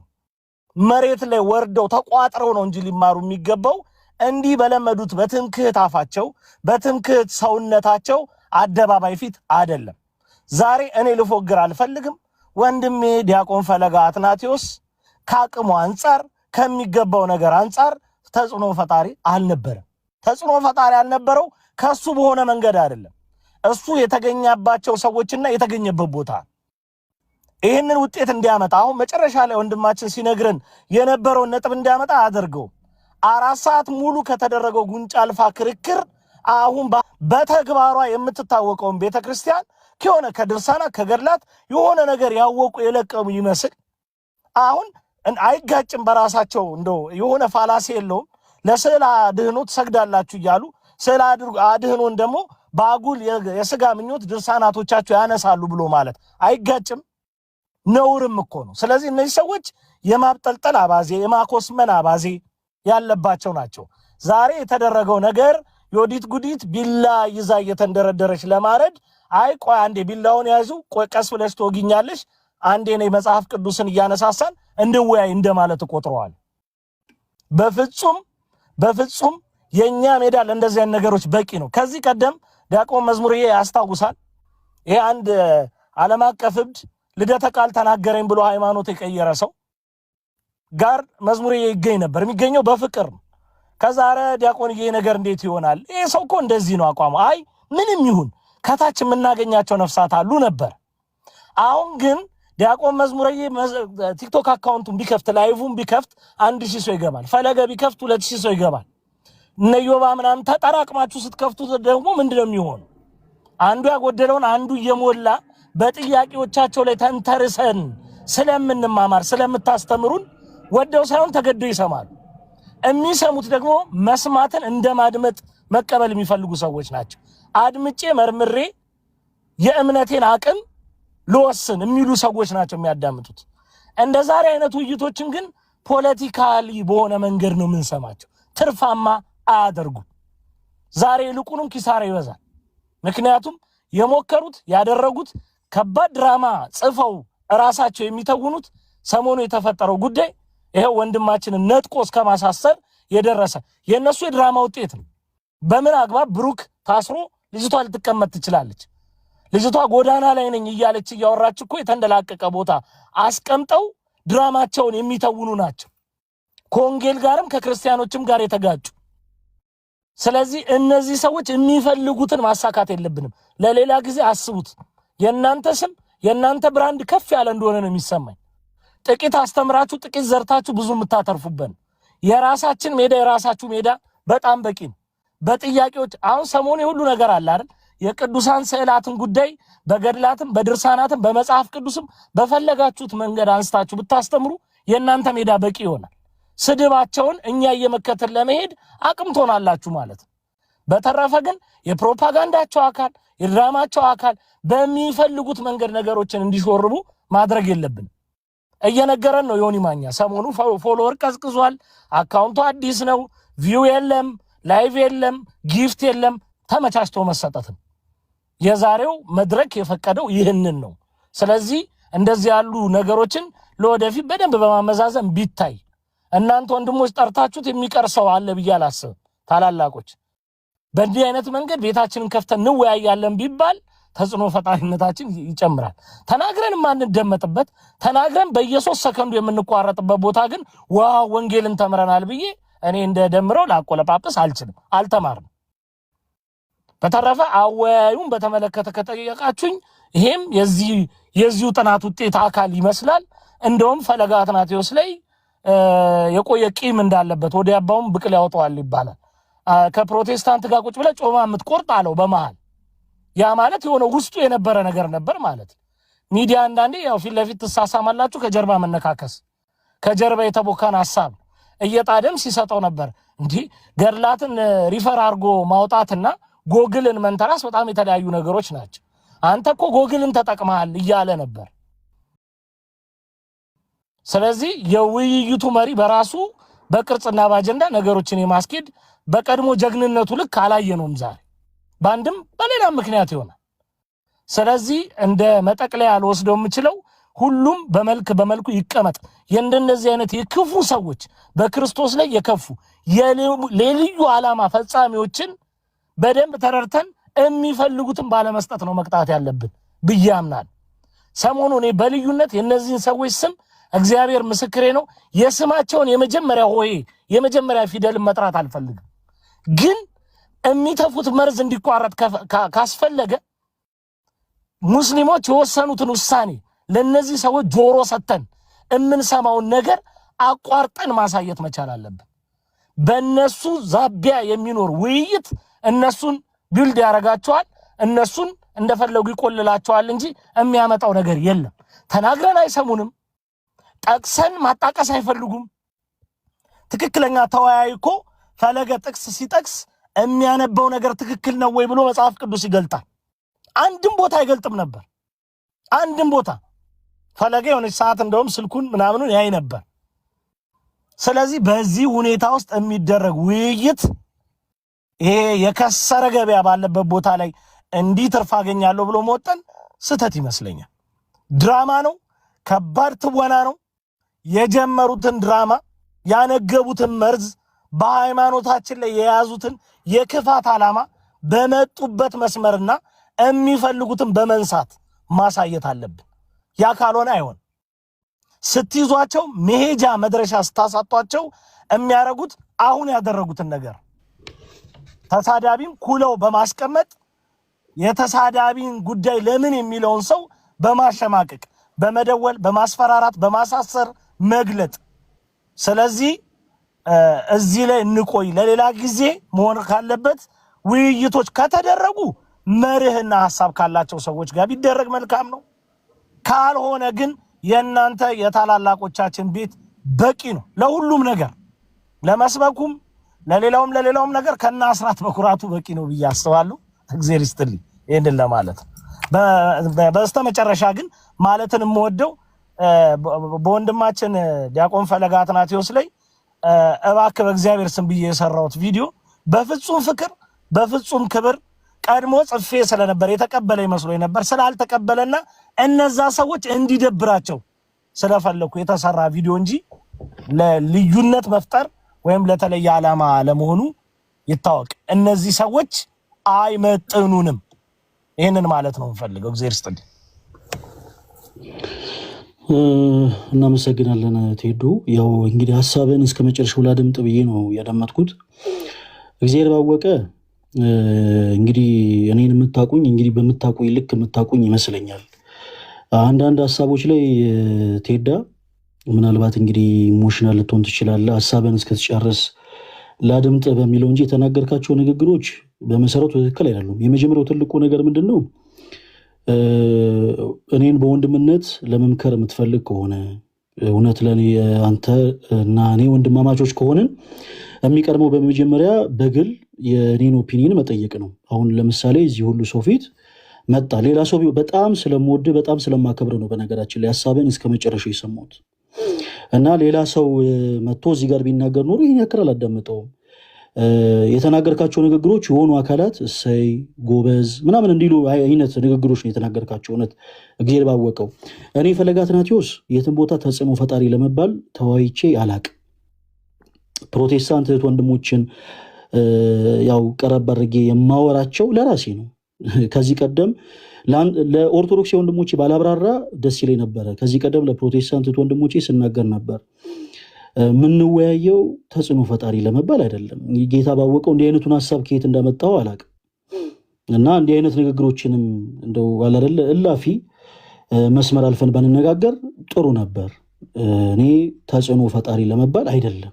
ሲቀጥል እዛ ሄዶ እገሌ ያሸነፈ እገሌ ተሸነፈ ለመባባልም አይደለም የተወያዩት። ባለችኝ ሰዓት ባለችኝ አጋጣሚ የቅድስት ቤተክርስቲያንን ትምህርት ለመመስከር ነው። ለምሳሌ ጴጥሮስና ጳውሎስ ሲሰብኩስ እንኳ አገልግሎታቸው የምትበጠበት ሴት ነበረች። ለምን እዛ ቦታ ሄዳችሁ ሰበካችሁ ምናምን የሚባል ነገር የለም። በቻልነው አጋጣሚ በሁሉም ቦታ በየትኛውም ሰዓትና በየትኛውም አጋጣሚ የቻልነውን ያክል ነገር መናገር ያለብን እናገራለን። ዛሬ በነበረው ውይይት ቴዶ አንተ ቅር ብሎ ሊሆን ይችላል፣ ሌሎች ደግሞ ተምረውበት ሊሆን ይችላል። ከ20 ምናምን ሺህ ሰው እኔ ቴዶ ደስ አላለውም እና የሌሎቹ ጉዳይ በአጠቃላይ ይቀር ገደል ይግባ አይደለም እና ሌላው ጊዜም ቢቻል ቴዶ እኔ ስልክ ቁጥር ያለ አንዳንድ ነገሮችን ከዚህም በኋላ እኔ ሲጀመር ለምሳሌ እንደው መቶዎቹ ተደስተው ለምን ያሬዶ ብቻ ይክፈው፣ መቶዎቹ ተደስተው ለምን ያሬዶ ብቻ ይክፈው። በአንዳንድ ጉዳዮች ላይ ሐሳቦቻችንን መልእክቶቻችንን እንኳ ስናስተላልፍ በመጀመሪያ ስልክ የሚባል ነገር አለ። ይሄ ትክክለኛ አካሄድ አይደለም። ቴዶ ያደረከው ነገር ትክክለኛ አካሄድ አይደለም። ደውለህ እኔ ጋር ማውራት ትችላለህ። ለምሳሌ እኔ ደውዬልሃለሁ፣ እንደደወልኩልህም ደግሞ ያው አንተም ተመልክተዋል። አይሆን ተስፋ አደርጋለሁ። ደውዬልህ በጉዳዮቹ ላይ ያለህን ሐሳብ እንድታጋራኝ ፈልጌያለሁኝ። ነገር ግን እንዳጋጣሚ ሆኖ አላወራንም እና አንዳንድ ጊዜ የማይገናኙ ነገሮችን አገናኝቶ በራሱ ይሄን ያክል ፈርዘር መሄዱ እኔ ትክክል አይመስለኝም። ብቻ እግዚአብሔር ይመስገን፣ እግዚአብሔር ሁሉንም የሚያደርገው ለበጎ ነው። ቴዶ እንኳንም እንደዚህ ላይቭ ላይ መጥተህ እንኳንም እንደዚህ ተናገርከኝ፣ እንኳንም እንደዚህ ዲስሪስፔክት አደረከኝ፣ ሁሉም የሚሆነው ለበጎ ነው። እግዚአብሔርን አመሰግናለሁ። ለሌላው ጊዜ ግን አትሰራው። ቆይ ምንድነው ዲስሪስፔክት ያደረኩ? ቆይ ይኸውልህ ምን አለ መሰለህ ሪስፔክት ማድረግ ነው እንዴ? ይኸውልህ ተጽዕኖፈጣሪነትን ማንም ስላለ ሳይሆን ራሴ የምጠቀመው ቋንቋ ነው። ቆይ አዳምጫለሁ። አንተ ማንም ፈለገ አትናቴዎስ ተጽዕኖ ፈጣሪ እንዲለኝ አልሰራም ካልክ፣ ቴዲም ደግሞ እንደዛው ጎበዝ ለመባል አልሰራም ነኝ አያርን። አንተ መሆን የማትፈልገውን እኔን አትበለኝ። ፍቅር አልነሳውም፣ ክብር አልነሳውም። ኖ አይ ዲስሪስፔክት የሚለውን ቃል አትጠቀሙ። ሀሳባችን ላይ ይገናኝ ይችላል። የምንጋጭ ሰዎች ግን እንዳልሆንን ነው የማስበው። ፍቅርም ክብርም አድናቆትም አልተለየውም። ደምረው ከነገረህ በላይ እኔ የነገርኩ ነገር የተሻለ ይመስለኝ። የአንተን አቅም፣ ፍላጎት፣ ችሎታ፣ የወንጌል አገልግሎት እንደሚረዳ እንዳንድ ወንድም የተመቸ ቦታ ላይ እንድትገኝልኝ ይፈልጋለሁ። ያንም በየትኛውም ሁኔታ ብናገረው ብደውል አላስጥልህም። ለምን ኮሜንት ጽፌ እቀበላለሁ ብለኝ አክብሬ እንኳ እንትን አላ ተላልፈናል። ወስናል። ቪዲዮን አይቼዋለሁ። በወሰንከው ነገር ላይ እስቲ ይሄው ፈለገ አሁን ያንተን የተገቢነት ጥያቄ አይደለም እኔ እያነሳው ያለሁት። እንዴት ዲስሪስፔክት ብለህ እንደመነዘርከው አላውቅም። ካጠፋው እግዚአብሔርን በታናሽነት ይቅርታ አልሃል። በፍጹም አንተን ከክብር የማሳነስ የመጉዳት የተለየ ዓላማ በአንተ ላይ የማንጸባረቅ ፍላጎቱ የለኝም። እግዚአብሔር በሚያውቀው እምፈልገው እንደሌላው ጊዜ ሁሉ እናንተ ታላላቆቼ እንዲመቻችሁ። አይ ቴዶ ተሳስተሃል፣ በዚህም መንገድ ቢሆን ምንም አይነት አስተያየት መስጠት የለብህም፣ እኛ በፈለግነው መንገድ እንሂድ ከተባለ የታናሽነቴን ዝም ብላል። ፍጹም ፍቅርም ክብርም አልተለየውም። ቪዲዮም ላይ ያልኩት ያንኑ ነገር ነው። አሁንም የደገምኩት ያንኑ ነገር ነው። ልዩ ሾርኔ፣ አሽሙር የመሳሰሉት ነገሮችን አልተናገርኩም። ገብቷል። እኔ የማንም ጀግና እንዲለኝ እንዴት ትሰራል? አንተ እንደዛ ብለህ እኮ እንደማትሰራ ተናግራል። ነገር ግን ሰዎችም ይሉሃል፣ እኔም እልሃለሁ ስለሆንክ ነው። አንተ አይገባኝም ትላለህ፣ እንደ ክርስትና ነው። ወይም በቃ ራስን በዛ ደረጃ ማሳየት ስለሚገባ ትላለህ። እኔ ግን እንደ ሁለተኛ ወገን አይ ፈለገ ይሄ አቅም አለው ብዬ አምንብሃል። ስለዚህ የተመቸ ቦታን አግኝ ከማለት አንጻር ዩሲ እየነገርኩ እኮ ነው። አወያዩ እንኳ አንተ ላይ የሆነ ቂም አለው። ስለዚህ በዚህ ሁኔታ ውስጥ ተገኝተህ እንድታንስብኝ ሆነ እንዲያሳንሱ አልፈልግም። ዓላማቸው ግልጽ ስለሆነ የነዛ ሰዎች ያንተን አይደል። እግዚአብሔር በሚያውቀው በዚህ ሁሉ ሰው ፊት ፈለገ ምንም አትያዝብኝ። የሆነ ካስከፋው ዲስሪስፔክት ያረኩ ከመሰለ ይቅርታ። የነገርኩ ግን የሆነው አንተን አይደለም ኤክስፕረስ ያረኩት እና በሉ እግዚአብሔር ስም ይቅርታ። እኔ ታናሽ ነው። አንተ ትክክል ናት። ሄደ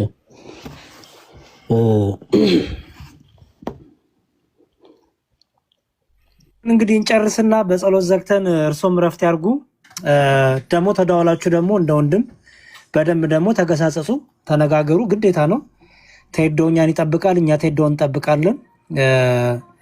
ሰው ሌላውን ነገር ደግሞ በደንብ ተነጋገሩና የሚታረመውን ነገር መማረም፣ የሚበረታው መበርታት።